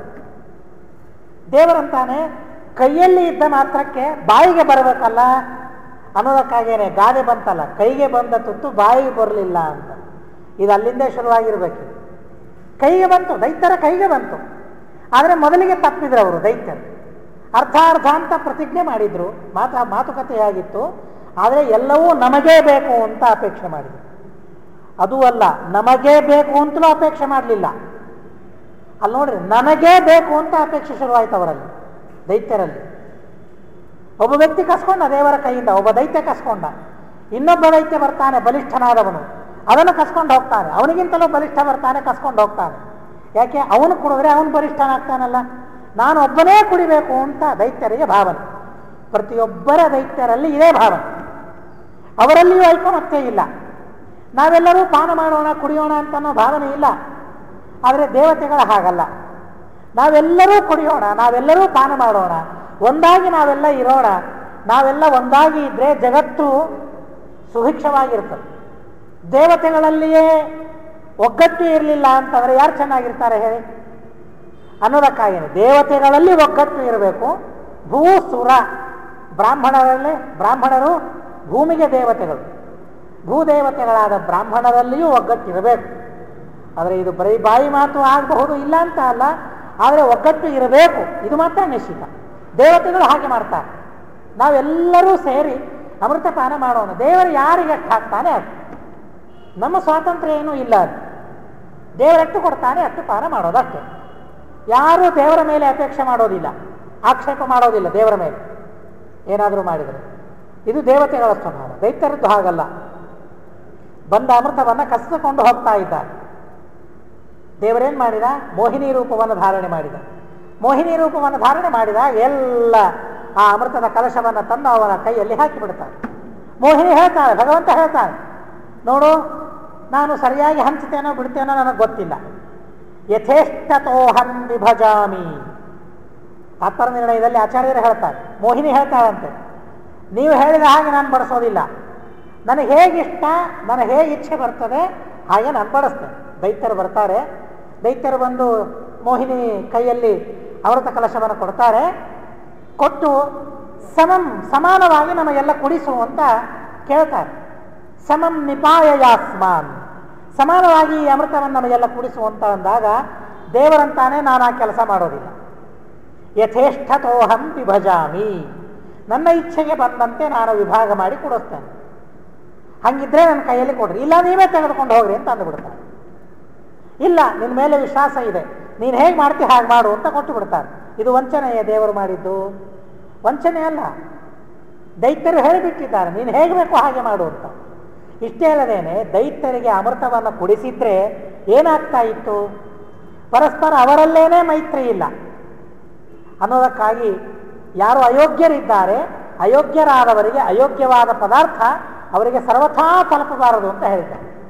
ಹಾವಿಗೆ ಹಾಲು ಹಾಕಿದರೆ ಆ ಹಾಲು ಏನಾಗ್ತದೆ? ವಿಷವಾಗಿ ಹೋಗ್ಬಿಡ್ತದೆ. ಅದೇನು ಅಮೃತವಾಗೋದಿಲ್ಲ. ಹಾಗೆ ದೈತ್ಯರಿಗೆ ಅಮೃತ ಕೊಟ್ಟರೂ ಸಹ ಅದರಿಂದ ಅನರ್ಥವೇ ಆಗೋದೇ ಹೊರತು, ಅದರಿಂದ ಮತ್ತೆ ಪರಪೀಡೆಯನ್ನೇ ಕೊಡ್ತಾರೆ ಹೊರತು ಮತ್ತೇನೂ ಮಾಡೋದು. ನೀವು ನೋಡಿ, ಬೇಕಾದಷ್ಟು ಜನ ಇರ್ತಾರೆ, ರೋಡಲ್ಲಿ ಕೂತಿರ್ತಾರೆ, ಮಲ್ಕೊಂಡಿರ್ತಾರೆ, ಹೊಟ್ಟೆ ಒಳಗೆ ಹೋಗಿರ್ತಾರೆ, ಭಾರಿ ಹಸಿವೆ ಆಗ್ತಾ ಇರ್ತದೆ, ಎರಡೂ ಕೈ ಚಾಚಿ ಬಿಡ್ತಾ ಇರ್ತಾರೆ. 4-5 ದಿವಸ ಆಯಿತು, ಊಟ ಇಲ್ಲ, ಏನಾದರೂ ಕೊಡ್ರಿ. ಹಣ ಕೊಟ್ಟು ಒಂದು ಸಲ ಪರೀಕ್ಷೆ ಮಾಡಿ ನೋಡ್ರಿ. ಹಣ ಕೊಟ್ಟಾಗ ಅದನ್ನು ಧೂಮಪಾನಕ್ಕೋ ಅಥವಾ ಮದ್ಯಪಾನಕ್ಕೋ ಆ ಹಣವನ್ನು ಉಪಯೋಗಿಸಿ ಬಿಡ್ತಾರೆ. ಹಾಗಾದ್ರೆ ಏನು ಬಂದಂತೆ? ದೈತ್ಯರು ಮಾಡೋದು ಅದನ್ನು. ಅಮೃತವನ್ನು ಕೊಡದ ಮೇಲೆ ಅವರಿಗೆ ಶಕ್ತಿ ಬಂದರೆ ಲೋಕ ಸಂರಕ್ಷಣೆಯನ್ನು ಮಾಡೋದಿಲ್ಲ ಅವರು, ಲೋಕಭಕ್ಷಕರಾಗ್ತಾರೆ, ಲೋಕಕಂಟಕರಾಗ್ತಾರೆ ಅನ್ನೋದಕ್ಕಾಗಿ ಭಗವಂತ ಅವರಿಗೆ ಅಮೃತವನ್ನು ಕೊಡಲಿಲ್ಲ. ಇದಕ್ಕಿಂತಲೂ ಮುಖ್ಯವಾಗಿ ಆ ಅಮೃತ ಮಥನವನ್ನು ಮಾಡಿದ್ದು ನಿಜವಾಗಿ ದೇವತೆಗಳು ಅಲ್ಲ, ದೈತ್ಯರು ಅಲ್ಲ, ದೇವರೇ ಮಾಡಿದ್ದು ಅಂತ ಹೇಳ್ತಾರೆ ಶ್ರೀಮದಾಚಾರ್ಯರಂತಾರೆ. ಮಂದರ ಪರ್ವತವನ್ನು ಹೊತ್ತುಕೊಂಡು ತಂದದ್ದು ದೇವರು, ಪರ್ವತ ಒಳಗೆ ಹೋಗ್ತಾ ಇರಬೇಕಾದ್ರೆ ಎತ್ತಿ ತಂದದ್ದು ಕೂರ್ಮ ರೂಪದಿಂದ ದೇವರು, ಮೇಲೆ ಹಾರ್ತಾ ಇರಬೇಕಾದ್ರೆ ಅಜಿತ ನಾಮಕನಾಗಿ ಒತ್ತಿ ಹಿಡಿದದ್ದು ದೇವರು, ದೇವತೆಗಳಲ್ಲಿ ದೈತ್ಯರಲ್ಲಿ ಸನ್ನಿಹಿತನಾಗಿ ಅಮೃತ ಮಥನ ಮಾಡಿದ್ದು ದೇವರು, ಅಮೃತ ಮಥನ ಮಾಡ್ರಿ ಅಂತ ಹೇಳಿದ್ದು ದೇವರೇ. ಉಪಾಯವನ್ನು ಹೇಳಲಿಕ್ಕೆ ಪ್ರಾರಂಭ ಮಾಡಿ ಕ್ಷೀರ ಸಮುದ್ರವನ್ನು ಹೇಗೆ ಮಥನ ಮಾಡಬೇಕು ಅಂತ ಮೊದಲಿನಿಂದ ಕೊನೆಯ ತನಕ ಮಾಡಿದ್ದು ದೇವರಲ್ಲಿ. ಹೀಗಾಗಿ ಅಲ್ಲಿ ನಿಜವಾಗಿ ಮಾಡಿದ್ದು ದೇವತೆಗಳು ಅಲ್ಲ, ದೈತ್ಯರು ಅಲ್ಲ, ದೇವರು ಮಾಡಿದ್ದು. ಹೀಗಾಗಿ ದೇವರು ಸಂಪಾದನೆ ಮಾಡಿದ್ದನ್ನು ಯಾರಿಗೆ ಬೇಕು ಅವರಿಗೆ ಕೊಡ್ತಾನೆ ಭಗವಂತ. ಯಾರು ಯೋಗ್ಯರಾಗಿದ್ದಾರೆ ಅವರಿಗೆ ಕೊಡ್ತಾನೆ. ದೈತ್ಯರಿಗೆ ಕೊಡಲಿಲ್ಲ ಅಂತ ಅಂದರೆ ದೇವರು ವಂಚನೆ ಮಾಡಿದ ಅಂತ ಸರ್ವಥಾ ಸರ್ವಥಾ ಅಲ್ಲ. ತಮ ವಂಚಿತನ್, ಯಾವುದೇ ಪ್ರಸಂಗದಲ್ಲಿಯೂ ಸಹ ಭಗವಂತ ಯಾರಿಗೂ ವಂಚನೆ ಮಾಡೋದಿಲ್ಲ. ಅದನ್ನು ತಿಳಿಬೇಕು ಅಂತ ಹೇಳ್ತಾರೆ. ಇಲ್ಲಿಯೇ ಮುಂದೆ ಒಂದು ಮಾತು ಬರ್ತದೆ, ಅದನ್ನು ಈಗ ತಿಳಿದರೆ ಬಹಳ ಸ್ವರಸವಾಗ್ತದೆ. ಅನಾಮಯಂ ಶುಭಧೀಮಯಂ ಅಂತ ಹೇಳ್ತಾರೆ. ಅನಾಮಯಂ ಅವಂಚಿತಂ, ಈ ಎರಡು ಮಾತನ್ನು ಜೊತೆಗೆ ತಿಳಿದಾಗ ಬಹಳ ಸ್ವರಸವಾಗ್ತದೆ. ಹೀಗಾಗಿ ನಡುವೆ ಬೇರೆ ಬೇರೆ ಶಬ್ದಗಳಿದ್ರೂ ಸಹ ಅದನ್ನು ನಾನು ಮೊದಲಿಗೆ ಹೇಳ್ತೇನೆ. ಅನಾಮಯಂ ಅಂದರೆ ಏನು? ಆಮಯ ಅಂದರೆ ರೋಗಗಳು ಅಂತ ಅರ್ಥ. ದೈಹಿಕವಾದ ಮಾನಸಿಕವಾದ ಯಾವುದೇ ಆಗಿರಲಿ, ಒಟ್ಟಾರೆ ರೋಗಗಳಿಗೆ ಆಮಯಗಳು ಅಂತ ಕರೀತಾರೆ. ಆ ಆಮಯಗಳು ದೇವರಿಗೆ ಇಲ್ಲ. ಅನಾಮಯ, ಮಾನಸಿಕವಾದ ಕ್ಷೋಭೆಯೂ ಇಲ್ಲ. ಸೃಷ್ಟಿ ಮಾಡೋ ಪ್ರಸಂಗ ಬಂದಾಗ ಹೇಗಪ್ಪ ಸೃಷ್ಟಿ ಮಾಡೋದು ಅಂತ ಇಲ್ಲ. ಸಂಹಾರ ಮಾಡೋ ಪ್ರಸಂಗ ಬಂದಾಗ ದುಃಖವಿಲ್ಲ ದೇವರಿಗೆ. ಹೇಗಪ್ಪ ಸಂಹಾರ ಮಾಡೋದು ಇವರನ್ನೆಲ್ಲ ಇಲ್ಲ. ದೇವರಿಗೆ ಯಾವುದೇ ರೀತಿಯಾದ ಆಮಯ ಮಾನಸಿಕವಾದ ದುಃಖವೂ ಇಲ್ಲ. ಸಂಹಾರ ಮಾಡುವಾಗ, ಸಂರಕ್ಷಣೆ ಮಾಡುವಾಗ, ಸೃಷ್ಟಿಯನ್ನು ಮಾಡುವಾಗ, ಯಾವುದೇ ವ್ಯಾಪಾರವನ್ನು ಮಾಡುವಾಗ ಭಗವಂತನಿಗೆ ಅಷ್ಟ ಕರ್ತೃತ್ವವನ್ನು ಹೇಳಿದ್ದಾರೆ. ಸೃಷ್ಟಿ, ಸ್ಥಿತಿ, ನಿಯಮನ, ಜ್ಞಾನ, ಅಜ್ಞಾನ, ಬಂಧ, ಮೋಕ್ಷ ಪ್ರದತ್ವ ದೇವರಿಗೆ ಇದೆ. ಇಷ್ಟರಲ್ಲಿ ಯಾವುದೇ ಕಾರ್ಯವನ್ನು ಮಾಡಬೇಕಾದರೂ ಸಹ ಭಗವಂತ ಅವನು ದುಃಖಿತನಾಗೋದಿಲ್ಲ. ಭಗವಂತ ಯಾವುದೇ ರೀತಿಯಾದ ವಿಕಾರಗಳಿಗೆ ಒಳಗಾಗೋದಿಲ್ಲ. ಭಗವಂತ ಯಾವುದೇ ರೀತಿಯಾದ ತೊಂದರೆಗಳಿಗೆ ಒಳಗಾಗೋದಿಲ್ಲ. ಭಗವಂತ ಮಾನಸಿಕವಾಗಲಿ ದೈಹಿಕವಾಗಲಿ ಸೃಷ್ಟಿ ಮಾಡ್ತಾನೆ. ಭಗವಂತ ಅವನಿಗೆ ಬಹಳ ತೊಂದರೆಯಾಯಿತು, ಕೈ ನೋವು ಶುರುವಾಯಿತು, ಕಾಲು ನೋವು ಶುರುವಾಯಿತು, ದೇವರಿಗೆ ಇಲ್ಲ. ಅನಾಮಯಂ, ಲೀಲೆಯಿಂದ ಭಗವಂತ ಸತ್ಯಾದ್ಯಷ್ಟ ಕರ್ಮಗಳನ್ನು ಭಗವಂತ ಮಾಡ್ತಾನೆ. ಅನಾಮಯಂ, ಯಾವುದೇ ರೀತಿಯಾದ ತೊಂದರೆ, ಯಾವುದೇ ರೀತಿಯಾದ ವ್ಯಾಧಿ ಆದಿಗಳು ಭಗವಂತನಿಗೆ ಇರೋದಿಲ್ಲ. ಇಷ್ಟೇ ಅಲ್ಲ, ಯಾರು ದೇವರನ್ನು ನೆನೆಸ್ತಾರೆ, ಭಗವಂತನ ಉದ್ದೇಶದಿಂದ ಕರ್ಮಗಳನ್ನು ಮಾಡ್ತಾರೆ, ಅವರಿಗೂ ಸಹ ಯಾವುದೇ ರೀತಿಯಾದ ಆಮಯಗಳು ಬರೋದಿಲ್ಲ. ಆಮಯಗಳು ವ್ಯಾಧಿಗಳು ಇರೋದಿಲ್ಲ. ನವಿದ್ಯಂತೆ ಆಮಯಾಹ ಯಸ್ಮಾತ್, ಯಾವ ಭಗವಂತನಿಂದ ವ್ಯಾಧಿಗಳು ಭಗವಂತನ ಭಕ್ತರಿಗೆ ಬರೋದಿಲ್ಲ ಅಂತಹ ಭಗವಂತ ಅನಾಮಯ. ದೇವರಿಗೆ ಮಾತ್ರ ಆಮಯ ಇಲ್ಲ ಅಲ್ಲ, ತನಗೆ ರೋಗ ಇಲ್ಲ. ರೋಗ ಪರಿಹಾರಕ್ಕಾಗಿ ಯಾರು ದೇವರನ್ನು ಪ್ರಾರ್ಥನೆ ಮಾಡ್ತಾರೆ, ಪರಿಹಾರಕ್ಕಾಗಿ ಅಂತ ಇಷ್ಟೇ ಅಲ್ಲ, ಒಟ್ಟಾರೆ ಯಾರು ನಿರ್ವ್ಯಾಜವಾಗಿ ದೇವರ ಸೇವೆಯನ್ನು ಮಾಡ್ತಾರೆ, ಭಕ್ತಿಯಿಂದ ಭಗವಂತನ ಆರಾಧನೆಯನ್ನು ಮಾಡ್ತಾರೆ, ಅಂಥವರ ಎಲ್ಲ ರೋಗಗಳನ್ನು ಭಗವಂತ ಪರಿಹಾರ ಮಾಡ್ತಾನೆ ಅನ್ನೋದಕ್ಕಾಗಿಯೇ ಪದ್ಮಪುರಾಣ ಒಂದು ಮಾತನ್ನು ಹೇಳ್ತದೆ. ನಿಮಗೆಲ್ಲರಿಗೆ ಆ ಶ್ಲೋಕ ಗೊತ್ತು, ಆದರೆ ಪದ್ಮಪುರಾಣದ ಶ್ಲೋಕ. ಅಚ್ಯುತಾನಂತ ಗೋವಿಂದ ನಾಮೋಚ್ಚಾರಣ ಭೇಷಜಾತ ನಶ್ಯಂತಿ ಸಕಲಾ ರೋಗಾ ಸತ್ಯಂ ಸತ್ಯಂ ವದಾಮ್ಯಹಂ. ಯಾರು ಹೇಳಿದ ಮಾತಿದು? ರುದ್ರದೇವರು ಪಾರ್ವತಿಗೆ ಹೇಳಿದ ಮಾತಿದು. ರುದ್ರದೇವರು ವಿಷವನ್ನು ಕುಡಿತಾರೆ, ಮೂರ್ಛಿತರಾಗಿ ಬಿದ್ದು ಬಿಡುತ್ತಾರೆ. ಬಿದ್ದಾಗ ಈ ಮಂತ್ರವನ್ನು ಉಪದೇಶ ಮಾಡ್ತಾರಂತೆ. ಈ ಮಂತ್ರವನ್ನು ಉಪದೇಶ ಮಾಡಿದಾಗ ಈ ಮಂತ್ರವನ್ನು ಜಪ ಮಾಡ್ತಾರೆ ರುದ್ರದೇವರು. ಪಾರ್ವತಿ ಕೇಳ್ತಾಳೆ, ಹೇಳಿ ಬಹಳ ಅದ್ಭುತವಾದ ಪ್ರಸಂಗ ಇದೆ. ಹೌದು, ನೀವು ವಿಷವನ್ನು ಕುಡಿದ್ರಿ ಅಂತ ನಾನು ಕೇಳಿದೆ, ನಿಮಗೇನು ತೊಂದರೆ ಆಗಲಿಲ್ವೇನಾವಾಗ ಅಂತಂದಾಗ ರುದ್ರದೇವರಂತಾರೆ, ಯಾಕೆ ಆ ಸುದ್ದಿ ತೆಗೆದು ಸುಮ್ಮನೆ ಆ ಕಥೆ ಬಹಳ ದೊಡ್ಡದಿದೆ, ನೆನೆಸ್ಲಿಕ್ಕೂ ಆಗೋದಿಲ್ಲ ಈಗ ಅಂತಂತ. ಆದರೂ ಹೇಳ್ತೇನೆ ಕೇಳು ಅಂತ ಕಥೆಯನ್ನು ಹೇಳ್ತಾರೆ ರುದ್ರದೇವರು ಪದ್ಮಪುರಾಣದಲ್ಲಿ. ಬಹಳ ಅದ್ಭುತವಾದ ಕಥೆ ಇದೆ. ವಿಷ ಪಾನ ಮಾಡಿದೆ, ವಾಯುದೇವರು ಕೊಟ್ಟರು, ಕೈಯಲ್ಲಿ ಹಾಕಿಕೊಂಡು ಆ ವಿಷವನ್ನು ಮಥನ ಮಾಡಿ ಕೊಡ್ತಾರಂತೆ. ಸ್ವಲ್ಪ ಕೊಟ್ಟರೆ ಅದನ್ನು ಜೀರ್ಣ ಮಾಡ್ಕೊಳ್ಳಿಕ್ಕಾಗಲಿಲ್ಲ, ಅಂಥ ವಿಷ ಅದು. ಕಲಿಯಿಂದ ಅಭಿಮನ್ಯಮಾನ ಅಂತ ಹೇಳ್ತಾರೆ. ಹೀಗಾಗಿ ಮೂರ್ಛಿತರಾಗಿ ಬಿದ್ದು ಬಿಡ್ತಾರೆ. ಮೂರ್ಛಿತರಾಗಿ ಬಿದ್ದಾಗ ಈ ಮಂತ್ರವನ್ನು ಉಪದೇಶ ಮಾಡಿದಾಗ ಆ ಮಂತ್ರವನ್ನು ನಾನು ಜಪ ಮಾಡಿದೆ, ಮಂತ್ರ ಜಪವನ್ನು ಮಾಡಿ ನಾನು ಎಲ್ಲ ರೋಗದಿಂದ ಮುಕ್ತನಾದೆ ಅನ್ನೋದಕ್ಕಾಗಿ ಯಾರಿಗೇ ರೋಗಗಳು ಬರಲಿ ಈ ಮಂತ್ರವನ್ನು ಜಪ ಮಾಡ್ರಿ ಅಂತ ಹೇಳ್ತಾರೆ. ಅಚ್ಯುತಾನಂತ ಗೋವಿಂದ ನಾಮೋಚ್ಚಾರಣ ಭೇಷಜಾತ, ಈ ನಾಮದ ಉಚ್ಚಾರಣವೇ ಒಂದು ಭೇಷಜ ಅಂತ ಹೇಳ್ತಾರೆ. ಇದೇ ಒಂದು ಔಷಧ ಅನ್ನೋದಕ್ಕಾಗಿ ನಾವು ಔಷಧವನ್ನು ಸ್ವೀಕಾರ ಅಂಥೇಳಿ ಈ ಲೌಕಿಕವಾದ ಔಷಧಗಳನ್ನು ಸರ್ವಥಾ ಸ್ವೀಕಾರ ಮಾಡಬಾರದು ಅಂತ ಅಲ್ಲ. ಆ ತರಹದ ವಿಶ್ವಾಸ ಇದ್ದವರು ಯಾರೂ ಸ್ವೀಕಾರ ಮಾಡೋದೇ ಇಲ್ಲ. ದೇವರಲ್ಲಿ ಆ ತರಹದ ವಿಶ್ವಾಸ ಇದ್ದವರು ಜ್ಞಾನಿಗಳು, ವಾದಿರಾಜರಂತಹ ಮಹಾನುಭಾವರು ಏನು ತೊಂದರೆಯಾದರೂ ಯಾವುದೇ ರೀತಿಯಾದ ಔಷಧವನ್ನು ಅವರು ಸ್ವೀಕಾರ ಮಾಡಲಿಲ್ಲ. ಎಲ್ಲ ಭಗವಂತನೇ ಪರಿಹಾರ ಮಾಡಿದ. ಏನೇ ತೊಂದರೆಗಳು ಬರಲಿ, ಏನೇ ಜ್ವರ ಮತ್ತು ಮೊದಲಾದ ಸಣ್ಣ ಪುಟ್ಟ ರೋಗಗಳು ಬಂದರೂ ಭಗವಂತನೇ ಪರಿಹಾರ ಮಾಡಿಬಿಡ್ತಾನೆ. ಅವರು ದೇವರ ನಾಮೋಚ್ಚಾರಣವೇ ಭೇಷಿದೆ ಅವರಿಗೆ. ಆದರೆ ನಮಗೆ ಆ ವಿಶ್ವಾಸ ಇಲ್ಲ ಅನ್ನೋದಕ್ಕಾಗಿ ನಾವು ಔಷಧವನ್ನು ತೆಗೆದುಕೊಳ್ಳಲಿಕ್ಕೆ ಬೇಕು, ಅದನ್ನು ಬಿಡ್ಲಿಕ್ಕೆ ಸರ್ವಥಾ ಇಲ್ಲ. ಅಷ್ಟು ವಿಶ್ವಾಸ ಸರ್ವಥಾ ನಮ್ಮಲ್ಲಿ ಇಲ್ಲ. ಅದನ್ನು ಮೊದಲಿಗೆ ನಾವು ತಿಳ್ಕೊಳ್ಬೇಕು. ಸುಮ್ಮನೆ ದೇವರು ದೇವರು ಅಂತ ಹೇಳಿ ಇಲ್ಲದೇ ಇದ್ದ ವಿಶ್ವಾಸವನ್ನು ನಾವು ತೋರಿ ಔಷಧವನ್ನು ಬಿಡಲಿಕ್ಕೆ ಮಾತ್ರ ಸರ್ವಥಾ ಹೋಗಬಾರ್ದು. ಅಷ್ಟು ವಿಶ್ವಾಸ ನಮಗಿಲ್ಲ ಅನ್ನೋದಕ್ಕಾಗಿ ಔಷಧವನ್ನು ತೆಗೆದುಕೊಳ್ಳಬೇಕು. ವೈದ್ಯರು ಹೇಳಿದ್ದಾರೆ, ತೆಗೆದುಕೊಳ್ಳಬೇಕಾದ್ರೆ ಅದನ್ನು ಅಭಿಮಂತ್ರಣ ಮಾಡಿರಿ ಈ ಮಂತ್ರದಿಂದ. ಅಚ್ಯುತಾನಂತ ಗೋವಿಂದ ನಾಮೋಚ್ಚಾರಣ ಭೇಷಜಾತ್, ಅಚ್ಯುತಾಯ ನಮಃ, ಅನಂತಾಯ ನಮಃ, ಗೋವಿಂದಾಯ ನಮಃ. ಈ ಶ್ಲೋಕವನ್ನಾದರೂ ಅನ್ರಿ, ಅಥವಾ ಅಚ್ಯುತಾನಂತ ಗೋವಿಂದ ನಾಮತ್ರಯ ಮಂತ್ರ ಜಪವನ್ನು ಮಾಡ್ರಿ. ಎಷ್ಟು ಸಾಧ್ಯ ಆಗ್ತದೆ ಅಷ್ಟು ಸಲ, ಕನಿಷ್ಠ ಪಕ್ಷಕ್ಕೆ 108 ಸಲ ಅದನ್ನು ಅಭಿಮಂತ್ರಣ ಮಾಡಿ ಅದನ್ನು ಹಾಕ್ಕೊಳ್ಳೆ, ಹೇಗೆ ಕಡಿಮೆಯಾಗಿ ಹೋಗ್ಬಿಡುತ್ತೆ, ಏನೂ ತೊಂದರೆ ಆಗೋದಿಲ್ಲ ಮನುಷ್ಯರು. ಇದನ್ನು ರುದ್ರದೇವರು ಬಹಳ ಅದ್ಭುತವಾಗಿ ಹೇಳ್ತಾರೆ. ಹೀಗಾಗಿ ದೇವರು ಸ್ವಯಂ ಅನಾಮಯ. ದೇವರ ನಾಮ ಏನಿದೆ ಅಲ್ಲ, ಆ ನಾಮದ ಉಚ್ಚಾರಣೆಯನ್ನು ಯಾರು ಮಾಡ್ತಾರೆ ಅವರೂ ಅನಾಮಯರಾಗಿ ಬಿಡ್ತಾರೆ. ಅವರಿಗೂ ಯಾವುದೇ ತರಹದ ರೋಗಗಳ ಕಾಡಾಟ ಅವರಿಗೆ ಇರೋದಿಲ್ಲ. ಎಷ್ಟು ಜನ ಇವತ್ತು ಭಗವದ್ಭಕ್ತರಾದ ಯತಿಗಳು ಎಷ್ಟು ಜನ ಇದ್ದಾರೆ ಹೇಳಿ. ಆದರೆ ಅವರಿಗೆ ನಮ್ಮ ಹಾಗೆ ಯಾಕೆ ತೊಂದರೆ ಆಗೋದಿಲ್ಲ? ಯಾಕೆ ಮೇಲಿಂದ ಮೇಲೆ ಜ್ವರಾದಿಗಳು ಬರೋದಿಲ್ಲ ಅವರಿಗೆ? ಯಾಕೆ ಪೀಡೆ ಆಗೋದಿಲ್ಲ ಅವರಿಗೆ? ದೇವರ ಸೇವೆಗಾಗಿಯೇ ಕಟಿಬದ್ಧರಾಗಿರ್ತಾರೆ ಅವರು. ಜ್ವರ ಬಂದರೂ ಸಹ ನಮ್ಮ ಹಾಗೆ ಇವತ್ತು ಜ್ವರ ಬಂದಿದೆ, ನಾನು ಪೂಜೆ ಮಾಡೋದಿಲ್ಲ ಅಂತ ಬಿಟ್ಟು ಕೊಡ್ತಾರೇನವರು? ಕೊಡೋದಿಲ್ಲ. ಅನ್ನೋದಕ್ಕಾಗಿ ಅವರಿಗೆ ಯಾರು ಹೆಚ್ಚು ನಮ್ಮ ಹಾಗೆ ಯಾವಾಗಲೂ ಹಾಸ್ಪಿಟಲಲ್ಲಿ ಬೀಳ್ತಾರ ಅವರು? ವೈದ್ಯರ ಹತ್ರ ಹೋಗ್ತಾರ ಅವರು? ಇಲ್ಲ. ಏನು ತೊಂದರೆ ಆದರೂ ಭಗವಂತ ಸಂರಕ್ಷಣೆ ಮಾಡ್ತಾರೆ. ಏನೇ ಔಷಧಗಳು ಬೇಕಾದರೂ ಮನೆಯ ಔಷಧಗಳನ್ನು ಸ್ವೀಕಾರ ಮಾಡ್ತಾರೆ.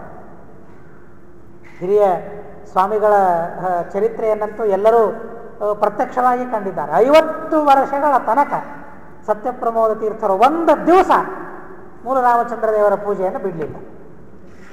ಏನೇ ತೊಂದರೆಯಾದರೂ, ದೈಹಿಕವಾಗಿ ಏನೇ ತೊಂದರೆಯಾದರೂ ಸಹ ದೇವರ ಪೂಜೆಯನ್ನು ಒಂದು ದಿವಸ ಅವರು ಬಿಡಲಿಕ್ಕೆ ತಯಾರಾಗಲಿಲ್ಲ. ಇದು ದೇವರಲ್ಲಿರತಕ್ಕಂತಹ ವಿಶ್ವಾಸ.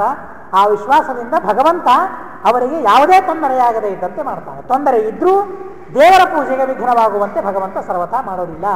ಅನಾಮಯಂ, ಭಗವಂತನಿಗೆ ಯಾವುದೇ ರೋಗಗಳಿಲ್ಲ. ದೇವರ ಸ್ಮರಣೆ ಮಾಡಿದವರಿಗೂ ಸಹ ಯಾವುದೇ ರೀತಿಯಾದ ರೋಗಗಳನ್ನು ಭಗವಂತ ಕೊಡೋದಿಲ್ಲ. ಅರ್ಥಾತ್ ದೇವರೊಬ್ಬ ವೈದ್ಯ ಅಂತ ಇಲ್ಲಿ ಹೇಳ್ತಾ ಇದ್ದಾರೆ. ಅನಾಮಯ, ತನ್ನ ಭಕ್ತರಿಗೆ, ತನ್ನನ್ನು ಭಜಿಸುವ ಭಕ್ತರಿಗೆ ಭಗವಂತ ವೈದ್ಯನಾಗಿ ಅವರ ಆಮಯಗಳನ್ನೆಲ್ಲ, ವ್ಯಾಧಿಗಳನ್ನೆಲ್ಲ ಭಗವಂತ ದೂರ ಮಾಡ್ತಾನೆ ಅಂತ ಹೇಳಿ ದೇವರನ್ನು ವೈದ್ಯ ಅಂತ ಇಲ್ಲಿ ಕರೀತಾ ಇದ್ದಾರೆ, ಸೂಚನೆ ಮಾಡ್ತಾ ಇದ್ದಾರೆ. ಪ್ರತ್ಯಕ್ಷವಾಗಿ ಅಲ್ಲಿ ವೈದ್ಯ ಅನ್ನೋ ಶಬ್ದ ಇಲ್ಲ, ಆದರೆ ಭಕ್ತರ ರೋಗಗಳನ್ನು ಪರಿಹಾರ ಮಾಡ್ತಾನೆ ಅಂದರೆ ಏನರ್ಥ? ವೈದ್ಯ ಅಂತೆ ತಾನೇ ಅರ್ಥ. ಹೀಗಾಗಿ ದೇವರನ್ನು ವೈದ್ಯ ಅಂತ ಚಿತ್ರಣೆ ಮಾಡಿದರು. ವೈದ್ಯ ಅಂತ ಅಂದ ತಕ್ಷಣ ನಮಗೆಲ್ಲ ಕೆಲವರು ವೈದ್ಯರು ನೆನಪಾಗ್ತಾರೆ. ಸುಭಾಷಿತಕಾರ ಒಬ್ಬ ಹೇಳ್ತಾನೆ, ಬಹಳ ಅದ್ಭುತವಾಗಿ ಹೇಳ್ತಾನೆ, ಈ ವೈದ್ಯರಾಜ ಯಾರು ಅಂತ ಅಂದರೆ ಯಮರಾಜನ ಸಹೋದರ ಅಂತ ಇವನು, ಯಮರಾಜನ ಅಣ್ಣ ಅಂತ ಇವನು. ವೈದ್ಯರಾಜ ನಮಸ್ತುಭ್ಯಂ ಯಮರಾಜ ಸಹೋದರ, ಯಮಸ್ತು ಹರತೆ ಪ್ರಾಣಾನ್ ವೈದ್ಯ ಪ್ರಾಣಾನ್ ಧನಾನಿಚ ಅಂತ ಹೇಳ್ತಾರೆ. ಯಮನ ಅಣ್ಣ ಅಂತೆ ಅವರು, ಯಮರಾಜನ ಅಣ್ಣನಂತೆ ವೈದ್ಯರಾಜ.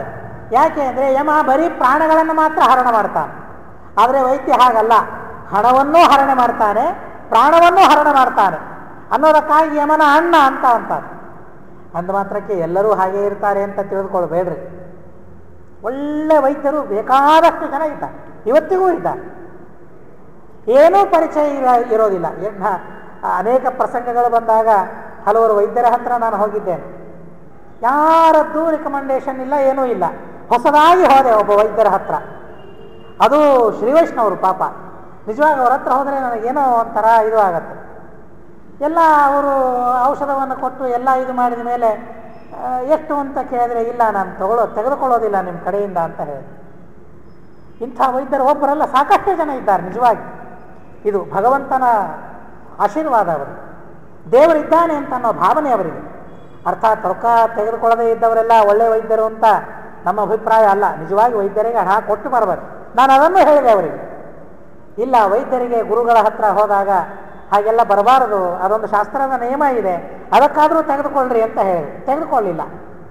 ಕೊನೆಗೆ ಅವರು ಓದಬೇಕಾದ ಧಾರ್ಮಿಕವಾದ ಪುಸ್ತಕಗಳನ್ನು ತೆಗೆದುಕೊಂಡು ಆವಾಗ ಇವಾಗ ಹಣ ತೆಗೆದುಕೊಳ್ಳೋದಿಲ್ಲ, ಏನು ಮಾಡೋದು ಅಂತ ಹೇಳಿ ಧಾರ್ಮಿಕವಾಗಿ ಓದಲಿಕ್ಕೆ ಈ ಪುಸ್ತಕಗಳನ್ನು ಓದ್ರಿ ಅಂತ ಹೇಳಿ ಪುಸ್ತಕ ಕೊಟ್ಟು ಬರ್ತಾ ಇದ್ದೆ. ಇಲ್ಲಿ ಇಂಥ ವೈದ್ಯರು ಸಾಕಷ್ಟು ಜನ ಇದ್ದಾರೆ. ಒಳ್ಳೆಯ ವೈದ್ಯರಿಗೇನು ಕಡಿಮೆ ಇಲ್ಲ, ಜನರಿಗೇನು ಕಡಿಮೆ ಇಲ್ಲ ಅನ್ನೋದಕ್ಕಾಗಿಯೇ ಸುಖವಾಗಿದೆ ಜಗತ್ತು.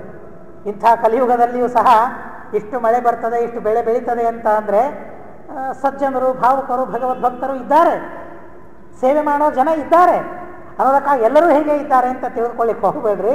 ಆದರೆ ಅಂತೂ ಈ ತರಹದ ಜನ ಸಾಕಷ್ಟು ಜನ ಇದ್ದಾರೆ. ಒಳ್ಳೆಯವರು ಕಡಿಮೆ, ಕೆಟ್ಟವರು, ಈ ತರಹದ ಭಾವನೆ ಇದ್ದವರು ಸಾಕಷ್ಟು ಜನ ಇದ್ದಾರೆ. ಹಾಗೆ ವೈದ್ಯರು ಅಂತ ಶಬ್ದ ಕೇಳಿದ ಕೂಡಲೇ ಈ ನೆನಪಾಗ್ತದೆ. ಕೆಲವರು ವೈದ್ಯರು ಹೇಳಿ ಬಿಡ್ತಾರೆ. ಮತ್ತೆ ನಿಮಗೇನು ಬಹಳ ತೊಂದರೆಯಾಗಿಲ್ಲ, ಇದು ಸ್ವಲ್ಪ ದಿವಸ ನಿಮಗಿರ್ತದೆ, ಒಂದು 15-20 ದಿವಸ ಇರ್ತದೆ, ನೀವು ಮತ್ತೆ ಬೇರೆ ವೈದ್ಯರ ಹತ್ರ ಹೋಗಬೇಡ್ರಿ. ಯಾಕಂದರೆ ಅವರು ಏನೇನೋ ಟೆಸ್ಟ್ಗಳಂತಾರೆ, ಏನೇನೋ ಮಾಡಿಸ್ತಾರೆ.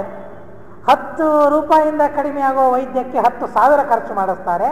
ದಯವಿಟ್ಟು ಬೇರೆಯವರ ಹತ್ರ ಹೋಗಬೇಡ್ರಿ ಅಂತ ವಿಶ್ವಾಸ ಹುಟ್ಟಿಸ್ತಾರೆ.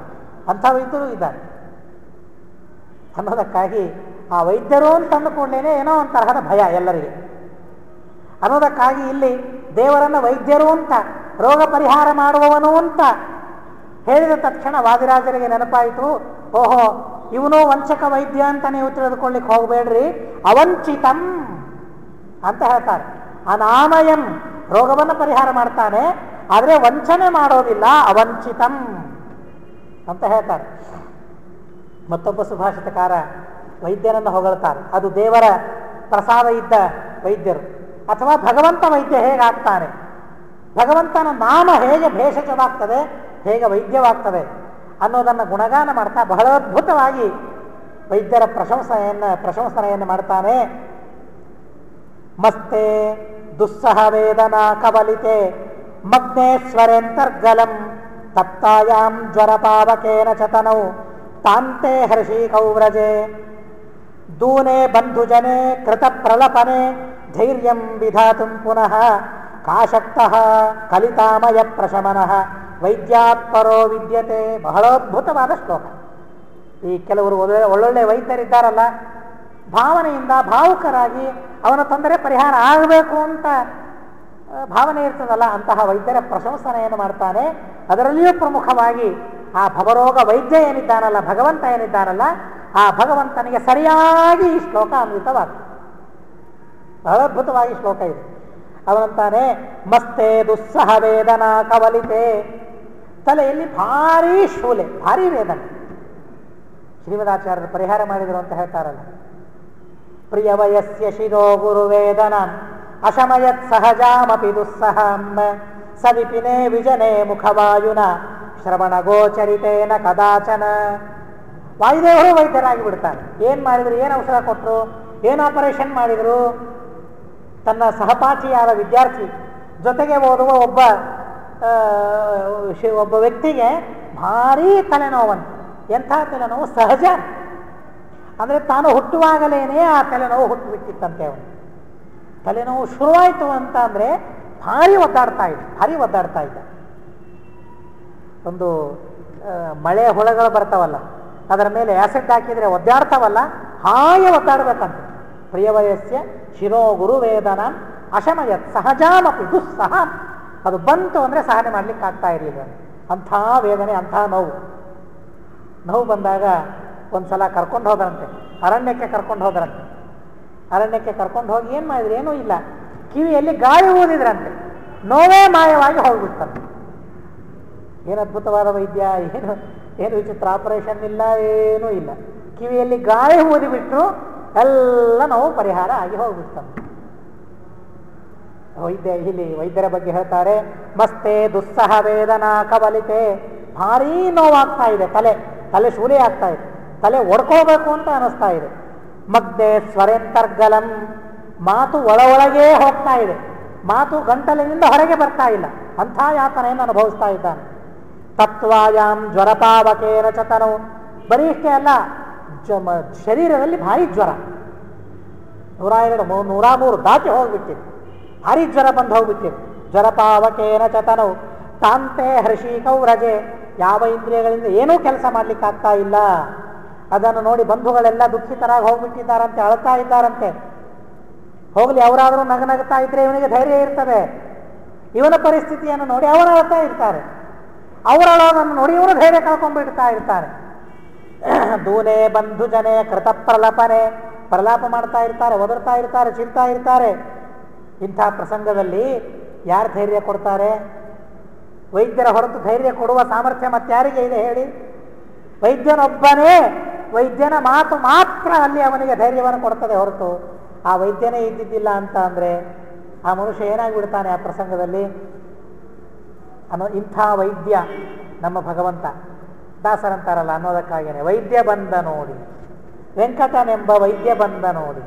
ಏನು ಪರಿಹಾರ ಮಾಡ್ತಾನೆ? ಏನು ರೋಗ ಪರಿಹಾರ ಮಾಡ್ತಾನೆ? ಪಾಪ ಅನ್ನೋದೇ ದೊಡ್ಡ ರೋಗ, ವೆಂಕಟ ಆ ಪಾಪವನ್ನು ಪರಿಹಾರ ಮಾಡಿಬಿಡ್ತಾನೆ. ಈಗ ಎಲ್ಲ ರೋಗಗಳು ದೂರವಾಗಿ ಹೋಗಿಬಿಡ್ತದೆ ಅಂತ ಹೇಳ್ತಾನೆ. ಅಂತಹ ಅನಾಮಯಂ, ರೋಗಗಳನ್ನು ಪರಿಹಾರ ಮಾಡುವ ವೈದ್ಯ ಭಗವಂತ. ಆದರೆ ಯಾರಿಗೂ ವಂಚನೆ ಮಾಡೋದಿಲ್ಲ ಭಗವಂತ. ತಾನು ವೈದ್ಯ ಅಂತ ಹೇಳಿ ಯಾರಿಗೂ ತೊಂದರೆ ಕೊಡೋದಿಲ್ಲ, ಯಾರನ್ನೂ ವಂಚಿಸೋದಿಲ್ಲ ಭಗವಂತ. ಅನಾಮಯಂ ಅವಂಚಿತಂ ಅಂತ ವಾದಿರಾಜರು ಬಹಳ ಅದ್ಭುತವಾಗಿ ಭಗವಂತನನ್ನು ಕೊಂಡಾಡ್ತಾರೆ. ರತ್ನಕಾಂಚನ ವಸ್ತ್ರ ಚಿತ್ರಕಟಿಂ ಘನ ಪ್ರಭಯಾಘನಂ. ಆಮೇಲೆ ಭಗವಂತ ಆ ವಸ್ತ್ರವನ್ನು ಹುಟ್ಟಿದ್ದಾನೆ. ಎಂಥ ವಸ್ತ್ರ ಅಂತ ಅಂದರೆ ಅದಕ್ಕೆ ಹೇಳ್ತಾರೆ ಕಾಂಚನ ವಸ್ತ್ರ ಚಿತ್ರಕಟಿಂ. ಆ ಕಟಿಯಲ್ಲಿ ಅತ್ಯದ್ಭುತವಾಗಿರತಕ್ಕಂತಹ ಬಂಗಾರಮಯವಾದ, ಬಂಗಾರದಂತೆ ಕಾಣುವ ವಸ್ತ್ರವನ್ನು ಭಗವಂತ ಧಾರಣೆ ಮಾಡಿದ್ದಾನೆ. ಹಳದಿಯಾದ ವಸ್ತ್ರವನ್ನು, ಪೀತಾಂಬರವನ್ನು ಭಗವಂತ, ಬಂಗಾರದಂತೆ ಹೊಳೆಯುವ ಪೀತಾಂಬರವನ್ನು ಭಗವಂತ ಧಾರಣೆ ಮಾಡಿದ್ದಾನೆ. ಘನಪ್ರಭಯಾಘನಂ, ಅವನ ರೂಪ ಹೇಗಿದೆ, ದೇವರು ಹೇಗಿದ್ದಾನೆ ಅಂತ ಅಂದರೆ ಘನಪ್ರಭಯ ಘನಂ ಅಂತ ಹೇಳ್ತಾನೆ. ಘನ ಅಂತ ಅಂದರೆ ಮೇಘ ಅಂತ ಅರ್ಥ, ಘನ ಅಂತ ಅಂದರೆ ಘನಪ್ರಭಾ. ಮೇಘದ ಕಾಂತಿ ಹೇಗಿರ್ತದೆ? ಕಪ್ಪು. ಆ ಮೇಘದ ಕಾಂತಿಯಂತೆ ಕಪ್ಪಾದ, ಕಡುಗಪ್ಪು ಅಲ್ಲ. ಕೃಷ್ಣ ಕಪ್ಪಿದ್ದಾನೆ ಅಂತ ಹೇಳಿ ಇದ್ದಲಿಯಾಗಿದ್ದಾನೆ ಅಂತ ತಿಳಿಲಿಕ್ಕೆ ಹೋಗಬೇಡ್ರಿ. ಘನಪ್ರಭಯ ಘನಂ, ಮೇಘದಲ್ಲಿ ನೀರು ತುಂಬಿದಾಗ ಏನು ಕಪ್ಪುತನ ಬರ್ತದಲ್ಲ, ಆ ಕಪ್ಪುತನ, ಆ ಕಪ್ಪು ಬಣ್ಣ ದೇವರ ಮೈಗೆ ಇದೆ ಅಂತ ಹೇಳ್ತಾರೆ. ಈ ಕಪ್ಪು ಅಂತಂದರೆ ಈ ಟಿ ವಿಯಲ್ಲಿ ಸಿನಿಮಾದಲ್ಲೆಲ್ಲ ನೀಲಿ ಬಳೆದು ಬಿಟ್ಟಿರ್ತಾರೆ, ಕಂಡ ಹಾಗೆ ಬಹಳ ಅದ್ಭುತವಾಗಿ. ಈ ಆಕಾಶದ ಬಣ್ಣ ಏನಿರ್ತದಲ್ಲ ನೀಲಿ, ಆ ಬಣ್ಣ ಬಳೆದಿರ್ತಾರೆ. ಆ ಬಣ್ಣದಲ್ಲಿ ದೇವರಿರೋದಿಲ್ಲ. ಈ ಆಕಾಶದಂತೆ ಬಣ್ಣ ಅಲ್ಲ, ಈ ಆಕಾಶಕ್ಕೆ ಬಣ್ಣ ಇರಲಿ, ನಮಗೇನು ನೀಲಿ ಬಣ್ಣ ಕಾಣಿಸ್ತದೆ, ಆ ಬಣ್ಣ ದೇವರದ್ದಲ್ಲ. ಆ ಬಣ್ಣ ಬಳೆದಿರ್ತಾರೆ, ಆ ಬಣ್ಣ ದೇವರದ್ದಲ್ಲ. ಘನಪ್ರಭಯ ಘನಂ, ಮೇಘದಲ್ಲಿ ನೀರು ತುಂಬಿದಾಗ ಇರೋ ಬಣ್ಣ, ನೀರಿಲ್ಲದೆ ಇದ್ದಾಗ ಇರೋ ಬಣ್ಣ ಅಲ್ಲ. ನೀರಿಲ್ಲದೆ ಇದ್ದಾಗ ಬಿಳಿಯಾಗಿರ್ತದೆ, ಬಿಳಿ ಬಣ್ಣ ಇರ್ತದೆ. ನೋಡ್ರಿ ಬೇಕಾದ್ರೆ ಶರತ್ಕಾಲದಲ್ಲಿ ಆ ತರಹದ ಮೇಘಗಳಿರ್ತದೆ. ಶರತ್ ಋತುವಿನಲ್ಲಿ ಮೇಘಗಳಿರ್ತದೆ, ಆದರೆ ಮೇಘದಲ್ಲಿ ನೀರಿರೋದಿಲ್ಲ. ವರ್ಷಾಕಾಲದಲ್ಲಿ ನೀರಿರ್ತದೆ. ವರ್ಷಾಕಾಲದಲ್ಲಿ ಹೊಸದಾದ ಮೇಘ ಏನಿರ್ತದಲ್ಲ, ನೀರು ತುಂಬಿಕೊಂಡ ಮೇಘ, ಆ ಕಪ್ಪು ಏನಿರ್ತದಲ್ಲ, ಆ ಕಪ್ಪು ಕೃಷ್ಣನ ಕಪ್ಪು ಅಂತ ವಾದಿರಾಜರು ಹೇಳ್ತಾರೆ. ಘನ ಪ್ರಭಯ ಘನಂಬ, ಮೇಘದಂತೆ ಕಪ್ಪಾಗಿರತಕ್ಕಂತಹ ಕಾಂತಿ ಭಗವಂತನದ್ದು ಅನ್ನೋದಕ್ಕಾಗಿಯೇ ಭಗವಂತನನ್ನು ಕೃಷ್ಣ ಅಂತ ಕರೀತಾರೆ, ದೇವರನ್ನು ಕೃಷ್ಣ ಅಂತ ಕರೀತಾರೆ. ಆ ಬಣ್ಣ ಇದೆ ಅಂತ ಅನ್ನೋದಕ್ಕಾಗಿ ಘನಪ್ರಭಯ ಘನಂ, ಮೇಘದ ಪ್ರಭೆಯಿಂದ, ಮೇಘದ ಕಾಂತಿಯಿಂದ ಘನಂ ಯುಕ್ತನಾಗಿದ್ದಾನೆ ಭಗವಂತ. ಅಂತಹ ಕಾಂತಿ ದೇವರದ್ದಿದೆ ಅಂತ ಹೇಳ್ತಾರೆ. ಕಮ್ರನಾಗ ಕರೋಪಮೋರು ಮನಾಮಯಂ ಶುಭಧೀಮಯಂ. ಕಮ್ರ ಕಮನೀಯ ಅಂತ ಅರ್ಥ, ಮನೋಹರವಾದ. ನಾಗಕರ, ನಾಗ ಅಂದರೆ ಆನೆ. ಆ ಆನೆಯ ಸೊಂಡಲು ಯಾವ ರೀತಿಯಾಗಿ ಮನೋಹರವಾಗಿರ್ತದೋ ಹಾಗೆ ಮನೋಹರವಾದ ತೊಡೆಗಳು ಭಗವಂತನದ್ದು. ಆನೆಯ ಸೊಂಡಲಿನ ಹಾಗೆ ಭಗವಂತನ ತೊಡೆಗಳು ಬಹಳ ಅದ್ಭುತವಾಗಿ ಆ ತೊಡೆಗಳು ಇವೆ. ಕಮ್ರನಾಗ ಕರೋಪಮೋರುಂ ಅನಾಮಯಂ ಅನ್ನೋದನ್ನು ತಿಳಿದು ಬಿಟ್ಟಿದ್ದೇವೆ. ಶುಭಧೀಮಯಂ. ಯಾಕೆ ದೇವರಿಗೆ ಚಿಂತಾ ಸಂತಾಪಾದಿಗಳ ದೇವರಿಗೆ ಇಲ್ಲ? ಯಾಕೆ ಯಾವುದೇ ರೀತಿಯಾದ ತೊಂದರೆ ಭಗವಂತನಿಗೆ ಇಲ್ಲ ಅಂದರೆ ಶುಭಧೀಮಯಂ. ಜ್ಞಾನ ಇದೆ ದೇವನಿಗೆ, ಶುದ್ಧವಾದ ಜ್ಞಾನ ಭಗವಂತನಿಗೆ ಇದೆ. ಜ್ಞಾನ ಸ್ವರೂಪಿಯಾಗಿದ್ದಾನೆ ಪರಮಾತ್ಮ. ಶುದ್ಧ ಜ್ಞಾನ ಸ್ವರೂಪಿ ಪರಮಾತ್ಮ. ಶುಭಧೀಮಯಂ ಅಂದರೆ ನೋಡ್ರಿ, ಮೇಲೆ ಹೇಳಿದ್ರಲ್ಲ ಬಹಳ ಅದ್ಭುತವಾಗಿ, ಅದನ್ನೊಂದು ತಿಳಿದು ಬಿಡೋಣ. ಘನಪ್ರಭಯ ಘನಂ ಶುಭಧೀಮಯಂ. ಈ ಎರಡೂ ಮಾತನ್ನು ಜೋಡಿಸಿಕೊಂಡು ತಿಳಿದರೆ ಅದೊಂದು ಸ್ವಾರಸ್ಯ, ಅಲ್ಲಿ ಒಂದು ಸ್ವಾರಸ್ಯ ನಮಗೆ ಗೊತ್ತಾಗ್ತದೆ. ಈಗ ಯಾರೋ ಒಬ್ಬರು ಹೇಳ್ತಾ ಇದ್ರು, ಕೃಷ್ಣ ಅರ್ಜುನಿಗೆ ಗೀತೋಪದೇಶವನ್ನು ಮಾಡಿದ ಆ ಪ್ರಸಂಗ ಹೇಗೆ ತೋರ್ತಾ ಇದೆ ಅಂತ ಅಂದರೆ, ಯಾವನೋ ಒಬ್ಬ ವ್ಯಕ್ತಿ ಹೇಳಿದ, ಅರ್ಜುನ ಅಂದರೆ ಏನು? ಶುಭ್ರ ಅಂತ ಅರ್ಥ. ಅರ್ಜುನ ಅಂದರೆ ಶುಭ್ರ, ಬಿಳಿ ಅಂತ ಅರ್ಥ. ಶ್ವೇತವಸ್ತ್ರಗಳನ್ನು ಧಾರಣೆ ಮಾಡಿರ್ತಾನೆ ಅನ್ನೋದಕ್ಕಾಗಿ ಅವನಿಗೆ ಅರ್ಜುನ ಅಂತ, ಶುಭ್ರವಾಗಿರ್ತಾನೆ, ಬಿಳಿಯಾಗಿರ್ತಾನೆ ಅನ್ನೋದಕ್ಕಾಗಿ ಅರ್ಜುನ ಅಂತ ಅವನನ್ನು ಕರೆದಿದ್ದಾರೆ. ಅರ್ಜುನ ಅಂದರೆ ಶುಭ್ರ ಅಂತ ಅರ್ಥ. ಕೃಷ್ಣ ಅಂದರೆ ಕಪ್ಪು ಅಂತ ಅರ್ಥ. ಅರ್ಜುನ ಬಿಳಿ, ಇದು ಬಿಳಿ ಬೆಳಕಿಗೆ ಸಂಕೇತ, ಬೆಳಕು ಜ್ಞಾನಕ್ಕೆ ಸಂಕೇತ. ಕೃಷ್ಣ ಕಪ್ಪು ಕತ್ತಲಿಗೆ ಸಂಕೇತ, ಕತ್ತಲು ಅಜ್ಞಾನಕ್ಕೆ ಸಂಕೇತ. ಹೀಗಾಗಿ ಒಬ್ಬ ಜ್ಞಾನಿಗೆ ಮಾಡಿದ ಉಪದೇಶವೇ ಗೀತಾ ಅಂತ. ಏನೋ ನೋಡ್ರಿ ಹೇಗೆ ತಲೆಗೆ ತೋರ್ತದೆ, ಏನು ಸಂಬಂಧ ಇದೆ? ಏನು ಕಪ್ಪು ಬಿಳಿ ಏನೋ ಅರ್ಥ ಹೇಳಿ ಏನೇನೋ ವ್ಯರ್ಥ ಮಾತಾಡಿದ್ರೆ ಏನಿರ್ತದೆ? ಅವನ ಅರ್ಜುನ ಅಂತೆ, ಬಿಳಿ ಅಂತೆ, ಬೆಳಕಂತೆ, ಜ್ಞಾನ ಅಂತೆ, ಜ್ಞಾನಿಯಂತೆ. ಇವನು ಕೃಷ್ಣ ಕಪ್ಪು ಕತ್ತಲು ಅಜ್ಞಾನಿ ಜ್ಞಾನಿಗೆ ಮಾಡಿದ ಉಪದೇಶ ಅದೇ ಗೀತೆ ಅಂತ ಅನ್ನೋದಕ್ಕಾಗಿ ಏನೂ ಇಲ್ಲ ಅದರಲ್ಲಿ. ಕೇಳಿದವನು ದಡ್ಡ, ಹೇಳಿದವನು ದಡ್ಡ ಅಂತ. ಅಷ್ಟು ಜ್ಞಾನ ಇದ್ರೂ ಕೇಳಿದ್ನಲ್ಲ, ಜ್ಞಾನ ಇದ್ರೂ ದಡ್ಡನ ಮಾತು ಕೇಳವನು ದಡ್ಡನೇ ಅಲ್ಲ. ಹುಚ್ಚ ಅವನ ಮಾತೇನು ಕೇಳ್ತಿ ಅಂತ ಬೈತಾರಲ್ಲ, ಇಟ್ಟು ಶಾಣೆ ಇದ್ದಿ ಮತ್ತು ಅವನ ಮಾತು ಕೇಳ್ತಾ ಇದ್ದೀಯಲ್ಲ ನೀನು ಅಂತ ಬೈತಾರಲ್ಲ. ಹಾಗೆ ಅರ್ಜುನ ಬೇಕಾದಷ್ಟು ಬುದ್ಧಿವಂತ, ಆದರೂ ಕೃಷ್ಣನ ಮಾತು ಕೇಳ್ತಾ ಇದ್ದಾನೆ ಅಂತ ಹೇಳ್ತಾರೆ. ಆದರೆ ನಿಜವಾಗಿ ಹಾಗಲ್ಲ. ತಿಳಿಯೋದಾದರೆ, ಸಾಂಕೇತಿಕವಾಗಿ ತಿಳಿಯೋದಾದರೆ, ನಿಮಗೆ ಅದೇ ಕೆಲವರಿಗೆ ಅದೊಂದು ಚಟ ಇರ್ತದೆ, ಸಾಂಕೇತಿಕವಾಗಿ ತಿಳಿಯೋದು ಅಂತ. ನಿಜವಾಗಿ ಕೃಷ್ಣ ಅಂದರೆ ಪರಿಪೂರ್ಣನಾದ ವ್ಯಕ್ತಿಯವನು. ಕೃಷಿರ್ ಭೂವಾಚಕ ಶಬ್ದ ನಶ್ಚ ನಿರ್ವೃತ್ತಿವಾಚಕ, ಎಲ್ಲ ಅರ್ಥಗಳನ್ನು ಬಹಳ ಅದ್ಭುತವಾಗಿ ಹೇಳ್ತಾರೆ ರುಕ್ಮಿಣೀಶ ವಿಜಯದಲ್ಲಿ ವಾದಿರಾಜರು. ಕೃಷ್ಣ ಅಂತ ಯಾಕೆ ಕರೆದರು ಕೃಷ್ಣನನ್ನ ಅನ್ಲಿಕ್ಕೆ ಒಂದು 10 ಕಾರಣಗಳನ್ನು ಕೊಡ್ತಾರೆ. ಕೃಷ್ಣ ಅಂತ ಯಾಕೆ ಕರೆದರು? ಪುರಾಣದಲ್ಲಿ ಹೇಳಿದ ಅರ್ಥಗಳನ್ನೇ ಹೇಳ್ತಾರೆ, ಸ್ವಯಂ ಕಲ್ಪನೆ ಮಾಡಿ ಹೇಳೋದಲ್ಲ. ಭಗವಂತನಿಗೆ ಕೃಷ್ಣ ಅಂತ ನಿಜವಾಗಿ ಯಾಕೆ ಕಪ್ಪು ಬಣ್ಣ ಇದೆ ಭಗವಂತನಿಗೆ, ಆದರೆ ನಿಜವಾಗಿ ಕೃಷ್ಣ ಯಾಕೆ ಅಂದರೆ ಅಂದರೆ ಸಂತೋಷ ಅಂತ ಅರ್ಥ, ಆನಂದ ಅಂತ ಅರ್ಥ. ಕೃಷಿ ಅಂದರೆ ಭೂಮಿ ಅಂತ ಅರ್ಥ, ಅರ್ಥಾತ್ ಸಂತೋಷದ ಭೂಮಿ ದೇವರು. ಕೃಷಿ ಅಂದರೆ ಎಲ್ಲಿ ನಾವು ಕೃಷಿ ಮಾಡ್ತೇವೆ, ಆದರೆ ಏನರ್ಥ? ಕೃಷಿ ಅಂದರೆ ಎಲ್ಲಿದ್ದುಕೊಂಡು ನಾವು ಕೃಷಿ ಮಾಡ್ತೇವೆಯೋ, ಭೂಮಿಯಲ್ಲಿದ್ದುಕೊಂಡು ಕೃಷಿ. ಹೀಗಾಗಿ ಕೃಷಿ ಅಂದರೆ ಭೂಮಿ ಅಂತ ಅರ್ಥ. ಅನ್ನೋದಕ್ಕೆ ಆನಂದ ಅಂತ ಅರ್ಥ. ಆನಂದದ ಭೂಮಿಯವನು ದೇವರು. ಆನಂದ ಇರಲಿಕ್ಕೆ ಭೂಮಿಯವನು, ಆನಂದಕ್ಕೆ ಆಶ್ರಯವನು, ಆನಂದದ ಮನೆಯವನು.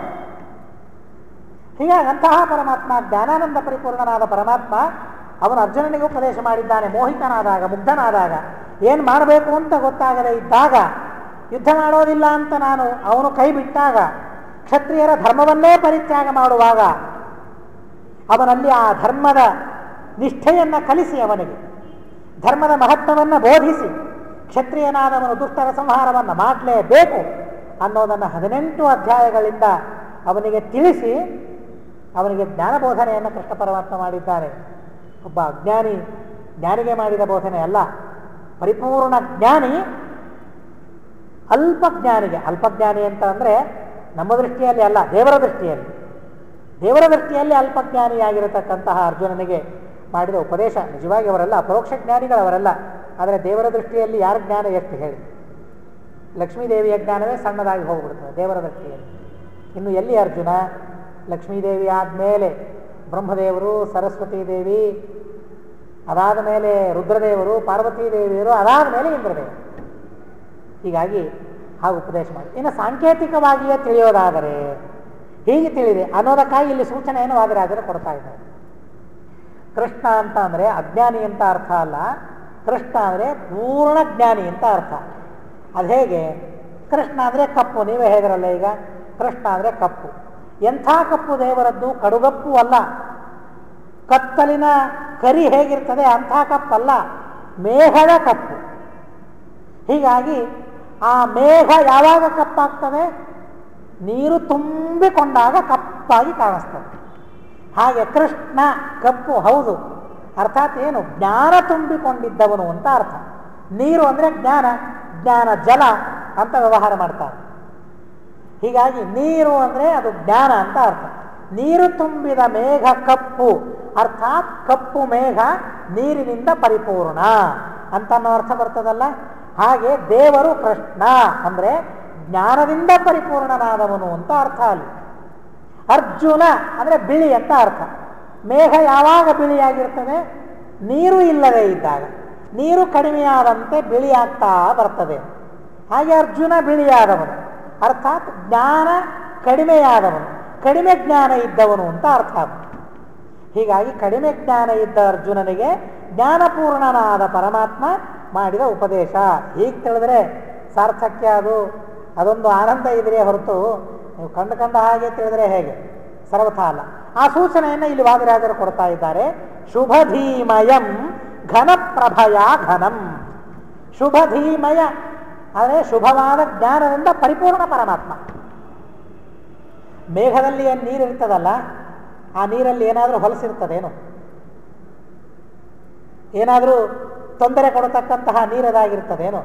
ಸ್ವಚ್ಛವಾದ ನೀರು, ಶುಭವಾದ ಜಲ. ಅದು ಶುಭವಾದ ಜಲ. ಅದು ನೆಲಕ್ಕೆ ಬಿದ್ದಾಗ ನೆಲದಲ್ಲಿರತಕ್ಕಂತಹ ಗುಣಗಳು ಜಲಕ್ಕೆ ಬರ್ತವೆ ಹೆಚ್ಚಾಗಿ. ನೆಲ ಒಳ್ಳೆಯದಾಗಿದ್ದಿಲ್ಲ ಅಂತ ಅಂದರೆ ಜಲ ದೂಷಿತವಾಗ್ತದೆ, ಕಲುಷಿತವಾಗ್ತದೆ. ಆದರೆ ಮೇಘದಲ್ಲಿ ಇದ್ದಾಗ ಏನು ಕಾಲುಷ್ಯ ಇದೆ ಜಲದಲ್ಲಿ? ಯಾವುದೇ ರೀತಿಯಾದ ಕಾಲುಷ್ಯ ಅಲ್ಲಿ ಇಲ್ಲ. ಶುಭವಾದ ಜಲ ಮೇಘದಲ್ಲಿ ಇದೆ. ಘನಪ್ರಭಯ ಘನಂ. ಶುಭವಾದ ಜಲದಿಂದ ಪೂರ್ಣವಾದ ಮೇಘದಂತೆ ಬಣ್ಣ ಭಗವಂತನದ್ದಿದೆ. ಹಾಗೆ ಶುಭವಾದ ಘಿ ಅಂದರೆ ಜ್ಞಾನ, ಶುಭವಾದ ಜ್ಞಾನದಿಂದ ಮಯ ಪೂರ್ಣನಾಗಿದ್ದಾನೆ ಭಗವಂತ. ಎರಡೂ ಅರ್ಥಗಳನ್ನು ಹೊಂದಿಸುವ ಹಾಗೆ ಬಹಳ ಪೂರಕವಾಗುವಂತೆ ವಾದಿರಾದರೆ ಎರಡು ಪದಗಳನ್ನಿಲ್ಲಿ ಪ್ರಯೋಗ ಮಾಡ್ತಾರೆ. ಶುಭಧೀಮಯಂ ಘನಪ್ರಭಯ ಘನಂ, ಅನಾಮಯಂ ಅವಂಚಿತಂ. ಹೇಗಿದೆ ನೋಡ್ರಿ ಅವೆರಡು ಶಬ್ದಗಳ ಜೋಡಿಗಳು ಎರಡು. ಒಂದು ಬಿಟ್ಟು ಅಂತ ಹೇಳಿದ್ರೆ ಅದು ಸ್ವಾರಸ್ಯ ಉಳಿಯೋದಿಲ್ಲ. ಅದರಲ್ಲಿ ಎರಡೆರಡನ್ನೇ ತಿಳಿಬೇಕು. ಅದು ಎರಡು ಶಬ್ದಗಳ ಜೋಡಿ, ಅದು ಜೋಡಿ ಶಬ್ದಗಳ ಜೊತೆಯಾಗೇನೆ ತಿಳಿದುಕೊಳ್ಳಬೇಕು.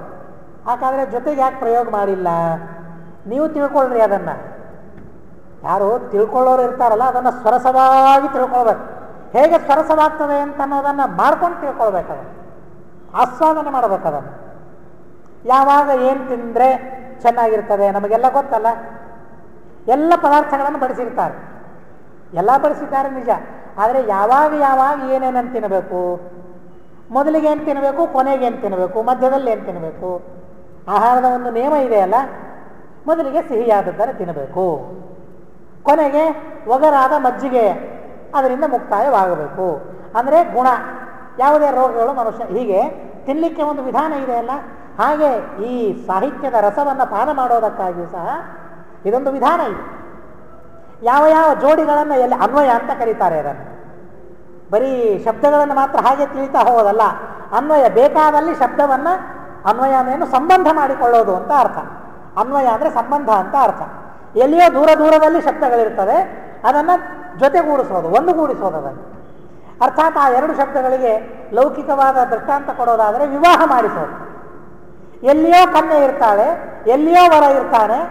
ಆ ಒಳ್ಳೆಯ ವರ ಕನ್ಯೆಯರನ್ನು, ಸಾಧು ಸ್ವಭಾವದ ವರ ಕನ್ಯೆಯರನ್ನು, ಎಲ್ಲಿಯೋ ಇದ್ದ ಹೆಣ್ಣು ಗಂಡುಗಳನ್ನು ಸಂಬಂಧ ಬರುವಂತೆ ಮಾಡೋದು, ಅವರನ್ನು ಬೆರೆಸೋದವರನ್ನು. ಹಾಗೆ ಆ ಶಬ್ದಗಳ ಅತಿ ವೈಭವಯುಕ್ತವಾಗಿರತಕ್ಕಂತಹ ಒಂದು ವಿವಾಹವಾಗಿ ಹೋಗಿಬಿಡ್ತದೆ ಇಲ್ಲಿ. ಶುಭಧೀಮಯಂ ಘನಪ್ರಭಯ ಘನಂ ಅನಾಮಯಂ ಅವಂಚಿತಂ ಅಂತ ಇವೆರಡು ದಂಪತಿಗಳು ಎರಡು. ಆ ದಂಪತಿಗಳ ಸ್ಮರಣೆ ಮಾಡಿದರೆ ಆ ಶಬ್ದಾಭಿಮಾನಿಗಳಾದ ದೇವತೆಗಳಿಗೆ ಬಹಳ ಸಂತೋಷವಾಗ್ತದೆ, ವಾದಿರಾಜರಿಗೆ ಆನಂದವಾಗ್ತದೆ. ಓ, ಸ್ವಾರಸ್ಯವಾಗಿ ಇವರು ತಿಳಿತಾ ಇದ್ದಾರೆ, ಮಹಿಮೆಯನ್ನು ತಿಳಿತಾ ಇದ್ದಾರೆ, ನಾನು ಹೇಳಿದ್ದೆಲ್ಲ ತಿಳಿಲಿಕ್ಕೆ ಆಗ್ತಾ ಇಲ್ಲ, ಆದರೂ ಪ್ರಯತ್ನ ಮಾಡ್ತಾ ಇದ್ದಾರೆ ಅಂತ ಹೇಳಿ ಸಂತೋಷವಾಗ್ತದೆ, ಆಶೀರ್ವಾದ ಮಾಡ್ತಾರೆ ಅವರು. ಹೀಗಾಗಂಥ ಅತ್ಯದ್ಭುತವಾಗಿರತಕ್ಕಂತಹ ಶಬ್ದಗಳವು ಶುಭಧೀಮಯಂ ನೌಮ್ಯಹಂ ವರ ರೂಪ್ಯಪೀಠ ಕರ್ತಾಲಯಂ ಹರಿಮಾಲಯಂ. ಅಂತಹ ಭಗವಂತನಿಗೆ ನಾನು ನೌಮಿ, ನಮಸ್ಕಾರ ಮಾಡುತ್ತೇನೆ ಅಂತ ಹೇಳ್ತಾರೆ. ನಮಸ್ಕಾರ ಮಾಡೋದು ಅಂದರೆ ಏನು? ನಮಸ್ಕಾರ ಮಾಡೋದು ಅಂತ ಅಂದರೆ ಅದೊಂದೊಂದು ತಿಳಿಯಲೇಬೇಕು, ಅತಿ ಪ್ರಧಾನವಾದದ್ದು. ಈಗ ಸಲ ಹೇಳ್ತಾ ಇದ್ದಾರೆ ನೌಮಿ ನೌಮಿ, ನಮಸ್ಕಾರ ಮಾಡ್ತೇನೆ. ಆನತೋಸ್ಮಿ ನೌಮಿ ಅಂತ ಹೇಳ್ತಾರೆ. ಏನು ನೌಮಿ ಅಂದರೆ ಕೈ ಜೋಡಿಸೋದು ಅಲ್ಲ, ದೇಹವನ್ನು ಕೆಳಗೆ ಹಾಕೋದು ಸರ್ವಥಾ ಅಲ್ಲ. ಮತ್ತೇನು ನಮಸ್ಕಾರ ಅಂತ ಅಂದರೆ ಪದ್ಮಪುರಾಣ ಒಂದು ಅರ್ಥವನ್ನು ಹೇಳ್ತದೆ. ನಮಸ್ಕಾರ ನಮಸ್ಕಾರ ಅಂತ ಅನ್ನೋ ಶಬ್ದಕ್ಕೆ ಅಹಂಕೃತಿರ್ಮಕ, ಅಲ್ಲಿ 2 ಶಬ್ದಗಳಿವೆ. ಸಂಸ್ಕೃತ ಸಾಹಿತ್ಯ ಎಷ್ಟು ಸ್ವರಸ ಅಂತ ಅಂದರೆ ಶಬ್ದಗಳನ್ನು ಬಿಡಿಸ್ಬೋದು, ಬಿಡಿಸಿ ಬಿಡಿಸಿ ಅರ್ಥವನ್ನು ಹೇಳೋ ಸಾಧ್ಯತೆ ಸಂಸ್ಕೃತ ಸಾಹಿತ್ಯಕ್ಕೆ, ಬೇರೆ ಯಾವ ಸಾಹಿತ್ಯಕ್ಕೂ ಇಲ್ಲ. ಅದು ಸಂಸ್ಕೃತ ಸಾಹಿತ್ಯದ ಅದಕ್ಕೇನೆ ಅದು ಸೀಮಿತ. ಅಲ್ಲಿ 2 ಶಬ್ದಗಳಿವೆ, ನ ಮ. ನಾವು ಅದನ್ನು ಬರೀ ನಮಸ್ಕಾರ ನಮಸ್ಕಾರ ಒಂದೇ ಶಬ್ದ ಅಂತ ತಿಳಿದು ಬಿಟ್ಟಿದ್ದೇವೆ. ಅಲ್ಲ, ನ ಮ 2 ಶಬ್ದಗಳಿದೆ. ಮ ಅಂದರೆ ಏನರ್ಥ? ಅಹಂಕಾರ ಅಂತ ಅರ್ಥ. ಮಮ ಮೇ ಅಂತ ನಾವೇನಂತೀವಲ್ಲ ಅದೇ ಮ ಆಗಿ ಉಳಿದಿದೆ. ಅಹಂಕೃತಿರ್ ಮಕಾರಸ್ಯ, ಮಕಾರ ಅಂದರೆ ಅದು ಅಹಂಕಾರ ಅಂತ ಅರ್ಥ. ಮಕಾರಕ್ಕೆ ಮ ಎಂಬ ಶಬ್ದಕ್ಕೆ ಅಹಂಕಾರ ಅರ್ಥ. ನ ಅಂದರೆ ಅಹಂಕಾರ ರಹಿತನಾಗೋದು ಅಂತ ಅರ್ಥ. ಅಹಂಕೃತಿರ್ ಮಕಾರಸ್ಯ ನಕಾರಸ್ತನ್ ನಿರೋಧಕ. ನ ಅಂದರೆ ಅಹಂಕಾರ ಇಲ್ಲದೇ ಇರೋದು ಅಂತ ಅರ್ಥ. ಇದೇ ನಮಃ ಅಂತ ಅಂದರೆ ಅಹಂಕಾರವನ್ನು ಬಿಡೋದು ಅಂತ ಅರ್ಥ. ಈಗ ಹೇಳಿ ನಾವೇನು ಮಾಡ್ತೇವೆ? ಯಾರಿಗೆ ನಮಸ್ಕಾರ ಮಾಡಿದ್ದೇವೆ ಹುಟ್ಟಿದಾಗಿನಿಂದ ಸಾಯೋ ತನಕ, ಇನ್ನು ಮೇಲೂ ಅಷ್ಟೆ. ಇದು ಹೇಳಬೇಕಾದ್ರೆ ಕೇಳಬೇಕಾದ್ರೆ ಇಷ್ಟಂತೇವೆ, ಆದರೆ ನಮಸ್ಕಾರ ಮಾಡಬೇಕಾದ್ರೆ ಈ ಭಾವನೆ ಬರೋದಿಲ್ಲ. ಪುಣ್ಯ ಇಲ್ಲದೆ ಇದ್ದರೆ, ಯೋಗ್ಯತೆ ಇಲ್ಲದೆ ಇದ್ದರೆ ಯಾವ ಭಾವನೆಗಳು ಬರೋದಿಲ್ಲ. ಅದಕ್ಕೆ ಅಭ್ಯಾಸ ಮಾಡಬೇಕು, ಪ್ರಯತ್ನ ಮಾಡಬೇಕು, ನೆನಪು ಮಾಡ್ಕೊಳ್ಬೇಕು, ನಮ್ಮ ಪ್ರಯತ್ನ ಇರಬೇಕು. ಅಂದಾಗ ದೇವರು ಪ್ರಚೋದನೆ ಮಾಡ್ತಾನೆ. ಈಗ ಒಂದೇ ಸಲ ಶೀರ್ಷಾಸನ ಹಾಕು ಅಂತಂದರೆ ಹಾಕ್ಲಿಕ್ಕೆ ಬರ್ತದೇನು? ಮೊದಲಿಗೆ ಗೋಡೆ ಹಿಡಿದು ಹಾಕಬೇಕು, ಆಮೇಲೆ ಪ್ರಾಕ್ಟೀಸ್ ಮಾಡಿ ಅಭ್ಯಾಸ ಮಾಡಿ ಮಾಡಿ ಈಚೆ ಬಂದು ಆಮೇಲೆ ಹಾಕಬೇಕು. ಕಾಲು ಅಂಕು ಆಗಿರ್ತದೆ. ಈಚೆ ಬಂದು ಹಾಕ್ತಾ ಇರಬೇಕಾದ್ರೆ ಎಷ್ಟು ಅಭ್ಯಾಸ ಮಾಡಬೇಕಾಗ್ತದೆ ಹೇಳಿ? ಇನ್ನೂ ಕೆಲವು ಆಸನಗಳಿವೆ, ಇನ್ನೂ ಶೀರ್ಷಾಸನ ಪ್ರಯತ್ನ ಆದರೂ ಮಾಡ್ಬೋದು. ಇನ್ನೂ ಕೆಲವು ವಿಚಿತ್ರವಾದ ಆಸನಗಳಿವೆ. ಕೆಲವು ಆಸನಗಳನ್ನು ಕೆಲವರು ಹಾಕ್ತಾರೆ, ತೆಗಿಲಿಕ್ಕೆ ಬರ್ತಾ ಇರೋದಿಲ್ಲ ಆಸನಗಳನ್ನು. ಆದರೆ ಅಭ್ಯಾಸ ಮಾಡೋದ್ರಿಂದ ಅವೆಲ್ಲ ಬರ್ತವೆ. ಆದರೆ ಈ ಭಾವನೆಗಳೇನಿದೆಯಲ್ಲ, ಆಸನಗಳಿಗೆ ಒಂದು 10-20 ತಿಂಗಳು ನಮಗೆ ಬೇಕಾದರೆ ಭಾವನೆಗಳ ಅಭ್ಯಾಸ ಅದು 1 ದಿವಸ 1 ತಿಂಗಳಕ್ಕೆ ಆ ಭಾವನೆಗಳು ಬರೋದಿಲ್ಲ ನಮಗೆ. ಆ ಭಾವನೆಗಳನ್ನು ಅಭ್ಯಾಸ ಮಾಡಲಿಕ್ಕಾಗೋದಿಲ್ಲ ಅನ್ನೋದಕ್ಕಾಗೇನೆ ಪ್ರಹ್ಲಾದ ಹೇಳ್ತಾನೆ. ಏನು ಹೇಳ್ತಾನೆ? ಯಾವಾಗಿನಿಂದ ಕಲಿಬೇಕು? ಧರ್ಮದ ಅಭ್ಯಾಸವನ್ನು ಯಾವಾಗಿಂದ ಮಾಡಬೇಕು? ಸಣ್ಣ ಹುಡುಗ ಆಗಿದ್ದಾಗಿನಿಂದ ಧರ್ಮವನ್ನು ಮಾಡ್ತಾ ಕೌಮಾರ ಆಚರೇತ್ ಪ್ರಾಜ್ಞ ಧರ್ಮಾನ್ ಭಾಗವತಾನಿಹ. ಕುಮಾರನಾಗಿದ್ದಾಗಿನಿಂದ, ಸಣ್ಣ ಹುಡುಗನಾಗಿದ್ದಾಗಿನಿಂದ ಈ ತರಹದ ಭಾವನೆಗಳನ್ನು ಬೆಳೆಸ್ಕೊಳ್ತಾ ಹೋಗ್ಬೇಕು. ತಂದೆ ತಾಯಿ ಗೌರವ, ನಮಸ್ಕಾರ ಮಾಡೋದು ಮಾಡಿಸ್ಕೋಬೇಕು. ನಮಸ್ಕಾರ ಶ್ರೀಮದಾಚಾರ್ಯ ಹೇಳ್ತಾರೆ ಗೀತಾ ಭಾಷ್ಯದಲ್ಲಿ, ಮಕ್ಕಳಿಗೆ ನಮಸ್ಕಾರ ಹೇಗೆ ಮಾಡಬೇಕು ಗೊತ್ತಿರೋದಿಲ್ಲ. ಕರಿಬೇಕಂತೆ ಮಗನನ್ನ, ನಮಸ್ಕಾರ ಮಾಡು ನನ್ನ ಕಾಲಿಗೆ. ಅಹಂಕಾರ ಅಲ್ಲ ಅದು, ಮಗನಿಗೆ ಸಂಸ್ಕಾರವನ್ನು ಕಲಿಸೋದದು. ನಾವು ಯಾರು ನಮಸ್ಕಾರ ಮಾಡಿಸ್ಕೊಳ್ತೇವೆ ಹೇಳಿ? ಹುಟ್ಟಿದ ಕೂಡಲೇ ಕೈ ಕೊಡ್ತೇವೆ, ಆಮೇಲೆ ಬೆಳೆದ ಮೇಲೆ ಅವನು ಕೈ ಕೊಟ್ಟು ಹೋಗ್ಬಿಡ್ತಾನೆ. ಹಾಗಾದರೆ ಮಕ್ಕಳಿಗೆ ನಮಸ್ಕಾರ ಮಾಡುವ ಸಂಸ್ಕಾರವನ್ನು ಕಲಿಸಬೇಕು. ಈ ಭಾವನೆಗಳನ್ನು ಆವಾಗಿಂದ ಅಭ್ಯಾಸ ಮಾಡಿಸ್ತಾ ಹೋಗಬೇಕು. ಅಂದಾಗ ಮಾತ್ರ ಆ ಭಾವನೆಗಳಲ್ಲಿ ರುಚಿ ಬರ್ತದೆ. ಆ ಭಾವನೆ ಬಂದ ಆನಂದ ಆಗ್ತದೆ, ನಿಜವಾಗಿ ಆನಂದ ಆಗ್ತದೆ. ಒಂದು ಸಲ ಈ ಭಾವನೆಯನ್ನಿಟ್ಟುಕೊಂಡು ನಂದೇನದೋ ಸ್ವಾಮಿ, ನಿಂದೇ ಇದೆಲ್ಲವೋ, ನಂದನಂದನ ಮುಕುಂದ ಗೋವಿಂದ, ಜನನ ಮರಣ ನಿಂದೆ, ಜನ್ಮ ಸಾಧನ ನಿಂದೆ, ಅನುಕೂಲಾದರವು ನಿನ್ನದಯ್ಯ, ತನು ಮನವೂ ನಿಂದೆ, ಸಾಧನ ನಿಂದೆ, ಎಲ್ಲವೂ ನಿನ್ನದೆ. ನಂದೇನಿದೆ? ಬಹುಶಃ ಗೋಪಾಲದಾಸರು ಎಷ್ಟು ಅದ್ಭುತವಾಗಿ ಹೇಳಿದ್ದಾರೆ, ಏನು ವಿಚಿತ್ರವಾಗಿ ಹೇಳಿದ್ದಾರೆ, ಎಷ್ಟು ವಿನೀತರಾಗಿ ಹೋಗಿಬಿಡ್ತಾರೆ. ಇದರಲ್ಲಿ ಒಂದು ಅಂಶ ಬಂದರೆ ಸಾಕು, ಇಷ್ಟೆಲ್ಲ ನಮಗೆ ಬರೋದಿಲ್ಲ, ಇದರಲ್ಲಿ ಒಂದು ಅಂಶ ಬಂದರೆ ಸಾಕು, ಏನಿದೆ ನನ್ನದು ಅದನ್ನೇ ಸರಳವಾಗಿ ಹೇಳಿದ್ದಾರೆ. ನಾಹಂಕರ್ತ ಹರಿಕರ್ತ, ಇಷ್ಟು ನೆನಪಿದ್ರೆ ಸಾಕು, ಇಷ್ಟು ನೆನಪಿದ್ರೆ ಸಾಕು. ನಾವು ನಮಸ್ಕಾರ ಮಾಡಬೇಕು. ಯಾರಿಗೆ ನಮಸ್ಕಾರ ಮಾಡಿ? ತಂದೆಗೆ, ತಾಯಿಗೆ, ಅಕ್ಕ, ಅಣ್ಣ, ಗುರುಗಳು, ಹಿರಿಯರು, ದೇವತೆಗಳು, ಅಥವಾ ರಾಘವೇಂದ್ರ ಸ್ವಾಮಿಗಳು, ಪ್ರತಿಮೆಗಳು, ಯಾರಿಗೆ ನಾವು ನಮಸ್ಕಾರ ಮಾಡ್ತಾ ಇರಬೇಕಾದ್ರೆ ಒಂದು ಕ್ಷಣ ಬಂದು ಹೋದರೆ ಸಾಕು ಈ ಭಾವನೆ. ನಮಸ್ಕಾರ ನಾವು 5 ನಿಮಿಷ ಮಾಡಲಿ, 10 ನಿಮಿಷ ನಾವು ತೆಳಗೆ ಸಾಷ್ಟಾಂಗ ನಮ್ಮ ದೇಹವನ್ನು ಭೂಮಿಗೆ ಹಾಕಿರಲಿ, ಆದರೆ ಆ 10 ನಿಮಿಷದಲ್ಲಿ ಒಂದು ಕ್ಷಣ ಈ ಭಾವನೆ ಮಿಂಚಿನಂತೆ ಹರಿದು ಹೋದರೂ ಸಾಕು, ಮಾಡಿದ ನಮಸ್ಕಾರ ಪೂರ್ಣವಾಗಿ ಸಾರ್ಥಕವಾಗ್ತದೆ. ಇಲ್ಲದೆ ಹೋದರೆ ಸಾರ್ಥಕವಾಗೋದಿಲ್ಲ. ಆ ನಮಸ್ಕಾರಕ್ಕೆ ಏನೇನೋ ಪ್ರಯೋಜನ ಇಲ್ಲ ಅನ್ನೋದಕ್ಕಾಗಿ ವಾದಿರಾಜರಂತಾರೆ, ಆ ನತೋಸ್ಮಿ, ವಿನೀತನಾಗಿ ಬಿಡುತ್ತೇನೆ.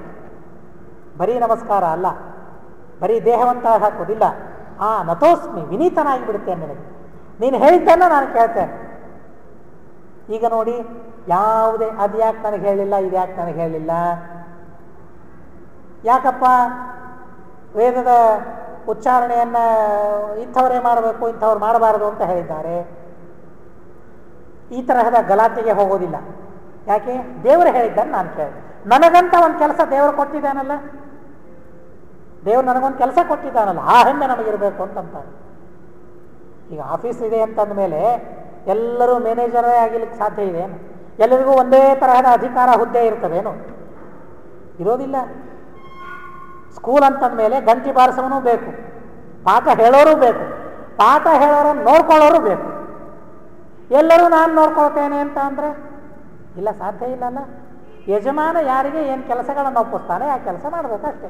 ಇವನು MA ಓದಿರಬಹುದು, PhD ಮಾಡಿರಬಹುದು. ಇಲ್ಲಪ್ಪ ನನ್ನಲ್ಲಿ ಕೆಲಸ ಇಲ್ಲ, ಪ್ಯೂನ್ ಕೆಲಸ ಇದೆ, ಮಾಡ್ತಿದ್ರೆ ಮಾಡು, ಮಾಡ್ತಾನೆ. ಅವನು ಹಣ ಬೇಕಲ್ಲ, ರಾಜಿಯಾಗಿ ಮಾಡ್ತಾನೋ ಇಲ್ಲೋ ಕೆಲಸ ಅಲ್ಲಿ. ನಾನು ಭಾರಿ ನಾನು ಓದಿದ್ದೆ, ನಾನು ಕೆಲಸ ಮಾಡೋದಿಲ್ಲ ಅಂತ ಹೇಳಿ ಬೈತಾನೆ ಅವನಿಗೆ. ಬೇಡ ಅಂದರೆ ಬಿಟ್ಟು ಹೋಗ್ತಾನೆ, ಆದರೆ ಬೇಕು ಅಂತಂದಾಗ ಮಾಡ್ತಾನೆ ಆ ಕೆಲಸ. ವಿಧಿ ನಿಷೇಧಗಳಿಗೆ ತಗ್ಗಿ ಬಗ್ಗಿ ನಡೀತಾನೆ ಮನುಷ್ಯ ಲೌಕಿಕವಾಗಿ. ಧರ್ಮಕ್ಷೇತ್ರಕ್ಕೆ ಬಂದಾಗ ಮಾತ್ರ ಶಾಠ್ಯತನವನ್ನು ನಾವು ತೋರಿಸ್ತೇವೆ. ಯಾಕೆ ನನಗದಿಲ್ಲ, ಯಾಕೆ ನಿನಗಿದಿಲ್ಲ ಅಂತ. ಯಾಕೆ ದೇವರಿಲ್ಲಿ ನಮಗೆ ಪ್ರತ್ಯಕ್ಷವಾಗಿ ಶಿಕ್ಷೆ ಕೊಡೋದಿಲ್ಲಲ್ಲ. ಅಲ್ಲೇನಾದರೂ ಮ್ಯಾನೇಜರು ಹೇಳದೇ ಇದ್ದದನ್ನು ನಾನು ಮಾಡಿದರೆ, ಅವನು ನಿಷೇಧ ಮಾಡಿದ್ದನ್ನು ನಾನು ಮಾಡಿದರೆ ಕಳಿಸಿಬಿಡ್ತಾನೆ ಮನೆಗೆ. ಡ್ರೆಸ್ ಹಾಕೊಂಡು ಬಂದಿಲ್ಲ ಇವತ್ತು, ಮನೆಗೆ ಹೋಗ್ಬಿಡ್ರಿ ಅಂತ ಹೇಳಿಬಿಡ್ತಾರೆ. ಶಾಲೆಯಲ್ಲಿ ಹೇಳ್ತಾರೋ ಇಲ್ಲ, 9 ಗಂಟೆಗೆ ಗೇಟ್ ದಾಟಬೇಕು, ಶಾಲೆಯ ಗೇಟ್. 9 ಆದ ಮೇಲೆ ಏನು ಮಾಡ್ತಾರೆ ಅವರು? ಮುಚ್ಚಿಬಿಡ್ತಾರೆ ಬಾಗಲ, ತೆಗೆಯೋದಿಲ್ಲ. ಆ ವಿಧಿ ನಿಷೇಧಗಳಿಗೆ ತಗ್ಗಿ ಬಗ್ಗೆ ನಡಿತೇವೆ ನಾವು, ಕೇಳೋದಿಲ್ಲ. ನೀನು ಯಾರು, ಯಾಕೆ, ನಾನು ಹಣ ಕೊಟ್ಟಿದ್ದೇನೆ ಅಂತೀವ ಅಲ್ಲಿ. ಅಂದರೆ ಏನಾಗ್ತದೆ ಗೊತ್ತು? ಶಾಲೆ ಬಿಡಿಸಿಬಿಡ್ತಾರೆ. ಆ ಕ್ಷಣದಲ್ಲಿ ಇನ್ಸ್ಟಂಟ್ ಶಿಕ್ಷೆಯಾಗಿ ಹೋಗ್ಬಿಡ್ತದೆ ಅನ್ನೋದಕ್ಕಾಗಿ ಹೆದರಿಕೆ ಇದೆ. ವಿಧಿ ನಿಷೇಧಗಳಿಗೆ ತಗ್ಗಿ ಬಗ್ಗೆ ನಡೀತೇವೆ. ಈ ಧರ್ಮ ನೋಡಿ, ಯಾರು ಹೇಳೋರಿಲ್ಲ, ಕೇಳೋರಿಲ್ಲ. ದೇವರಂತೂ ಪ್ರತ್ಯಕ್ಷನಾಗೋದಿಲ್ಲ, ಶಿಕ್ಷೆಯನ್ನು ಕೊಡೋದಿಲ್ಲ ಅನ್ನೋದಕ್ಕಾಗಿ ಹೇಗೆ ಬೇಕೋ ಹಾಗೆ ಮಾಡಿಬಿಡ್ತೇವೆ ನಾವು. ಅವನೇನು ದೇವರೇನು, ಯಾವ ಋಷಿಗಳೇನು, ಯಾರ ದೇವತೆಗಳು ಎಲ್ಲ ಗೊತ್ತಿದೆ ನನಗೆ. ಎಂಥ ಶಾಠ್ಯತನ ಬಂದು ಹೋಗ್ಬಿಡ್ತದೆ. ಆದಿರಾಜರಂತಾರೆ ಬೇಡ, ನೌಮ್ಯಹಂ, ವಿನೀತನಾಗಿರ್ತೇನೆ. ನನಗೇನು ಕೆಲಸ ಹೇಳಿದ್ದಾನೆ ಸಂತೋಷದಿಂದ ನಾನು ಆ ಕೆಲಸವನ್ನು ನಾನು ಮಾಡ್ತೇನೆ. ನೌಮ್ಯಹಂ ವರರೂಪ್ಯ ಪೀಠ ಕೃತಾಲಯಂ ಹರಿಮಾಲಯಂ ಅಂತ ಬಹಳ ಅದ್ಭುತವಾಗಿ ವಾದಿರಾಜರಲ್ಲಿ ಹೇಳ್ತಾರೆ. ಹೈಮಕಿಂಕಿಣಿ ಮಾಲಿಕಾರಶನಾಂಚಿತಂ ತಮವಂಚಿತಂ ರತ್ನಕಾಂಚನ ವಸ್ತ್ರಚಿತ್ರಕಟಿಂ ಘನ ಪ್ರಭಯಾಘನಂ ಕಮ್ರನಾಗಕರೋಪಮೋರುಮನಾಮಯಂ ಶುಭಧೀಮಯಂ ನೌಮ್ಯಹಂ ವರರೂಪ್ಯಪೀಠಕೃತಾಲಯಂ ಹರಿಮಾಲಯಂ. ಕೊನೆ ತನಕ ಮೋಕ್ಷವಾದ ಮೇಲೂ ಸಹ ಆ ಭಗವಂತ ನಾನು ಬಿಡೋದಿಲ್ಲ, ಭಗವಂತನನ್ನು ನಮಸ್ಕಾರ ಮಾಡ್ತಾ ವಿನೀತನಾಗಿ ನಾನಿರ್ತೇನೆ ಅಂತ ವಾದಿರಾಜರು ಬಹಳ ಅದ್ಭುತವಾಗಿ ಕೃಷ್ಣಾಷ್ಟಕದಲ್ಲಿ ತಿಳಿಸಿದ್ದಾರೆ. ಈ ಒಂದು 3-4 ದಿವಸಗಳಿಂದ ನಾವು ಈ ಕೃಷ್ಣಾಷ್ಟಕವನ್ನು ಕೇಳ್ತಾ ಇದ್ದಾರೆ. ಶ್ರೀಕಾಂತಾಚಾರ್ಯರು ಸ್ತೋತ್ರಗಳನ್ನು ಹೇಳಬೇಕು, ಹೇಳ್ರಿ ಅಂತ ಅವರು ಕೇಳಿಕೊಂಡು ಅನ್ನೋದಕ್ಕಾಗಿ ವಾದಿರಾಜರು ರಚಿಸಿದ ಈ ಪ್ರತಿನಿತ್ಯ ಎಲ್ಲರೂ ಪಾರಾಯಣ ಮಾಡತಕ್ಕಂತಹ ಈ ಸ್ತೋತ್ರದ ಕೆಲವು ವಿಷಯಗಳನ್ನು ಮಾತ್ರ ನನ್ನ ಜ್ಞಾನಕ್ಕೆ, ನನ್ನ ಬುದ್ಧಿಗೆ ತೋಚಿದಷ್ಟು ನಾನು ಹೇಳಿದ್ದೇನೆ. ಅವರು ಬರೀ ಹೇಳ್ರಿ ಅಂತ ಹೇಳಲಿಲ್ಲ, ಹೇಳಿದ್ದನ್ನು ಕೇಳಲಿಕ್ಕೂ ಕೊಡ್ತಾಯಿದ್ರು. ಬೇಕಾದಷ್ಟು ಕೆಲಸಗಳು ಇರ್ತವೆ ವ್ಯವಸ್ಥಾಪಕರು ಅಂತಂದಮೇಲೆ. ಆದರೂ ಕೆಲಸಕ್ಕೆ ಹೋಗೋದು ಮುಗಿದ ಕೂಡಲೇ ಮತ್ತೆ ಬರೋದು, ಇಲ್ಲೇ ಕೂಡೋದು, ನಿಜವಾಗಿ ಇದು ಬಹಳ ದೊಡ್ಡದಾದ ಗುಣ. ವ್ಯವಸ್ಥಾಪಕರು ಇರ್ತಾರೆ, ಆದರೆ ಆ ವ್ಯವಸ್ಥೆ ಮಾಡೋದರಲ್ಲೇ ತಮಗೆ ಆಗೋ ಲಾಭವನ್ನು ಮರೆತು ಬಿಟ್ಟಿರ್ತಾರೆ. ಆದರೆ ಆ ಲಾಭವನ್ನು ಪಡಿತಾರೆ. ನಿಜವಾಗಿ ಸಂತೋಷವಾಗಿದೆ. ವಾದಿರಾಜರು, ದೇವರು, ಗುರುಗಳು ಎಲ್ಲರಿಗೂ ಜ್ಞಾನ, ಭಕ್ತಿ, ವೈರಾಗ್ಯ, ಆಯುಷ್ಯ, ಆರೋಗ್ಯ, ಐಶ್ವರ್ಯ, ಹಿತೋಪೇಕ್ಷಯವಾದ ಶ್ರವಣ ಸೌಭಾಗ್ಯವನ್ನು ಕೊಟ್ಟು ಸಂರಕ್ಷಣೆ ಮಾಡಲಿ ಅಂತ ಹೇಳಿಕೊಳ್ತಾ ಅಸ್ಮತ್ ಗುರುವಂತರ್ಗತ ತಾತ್ವಿಕ ದೇವತಾಂತರ್ಗತ ಭಾರತೀಯ ರಮಣ ಮುಖ್ಯ ಪ್ರಾಣಾಂತರ್ಗತ ಶ್ರೀಕೃಷ್ಣಾರ್ಪಣವಸ್ತು ಅಕ್ಷರಂ ಕರ್ಮ ಯಸ್ಮಿನ್ ಪರೇ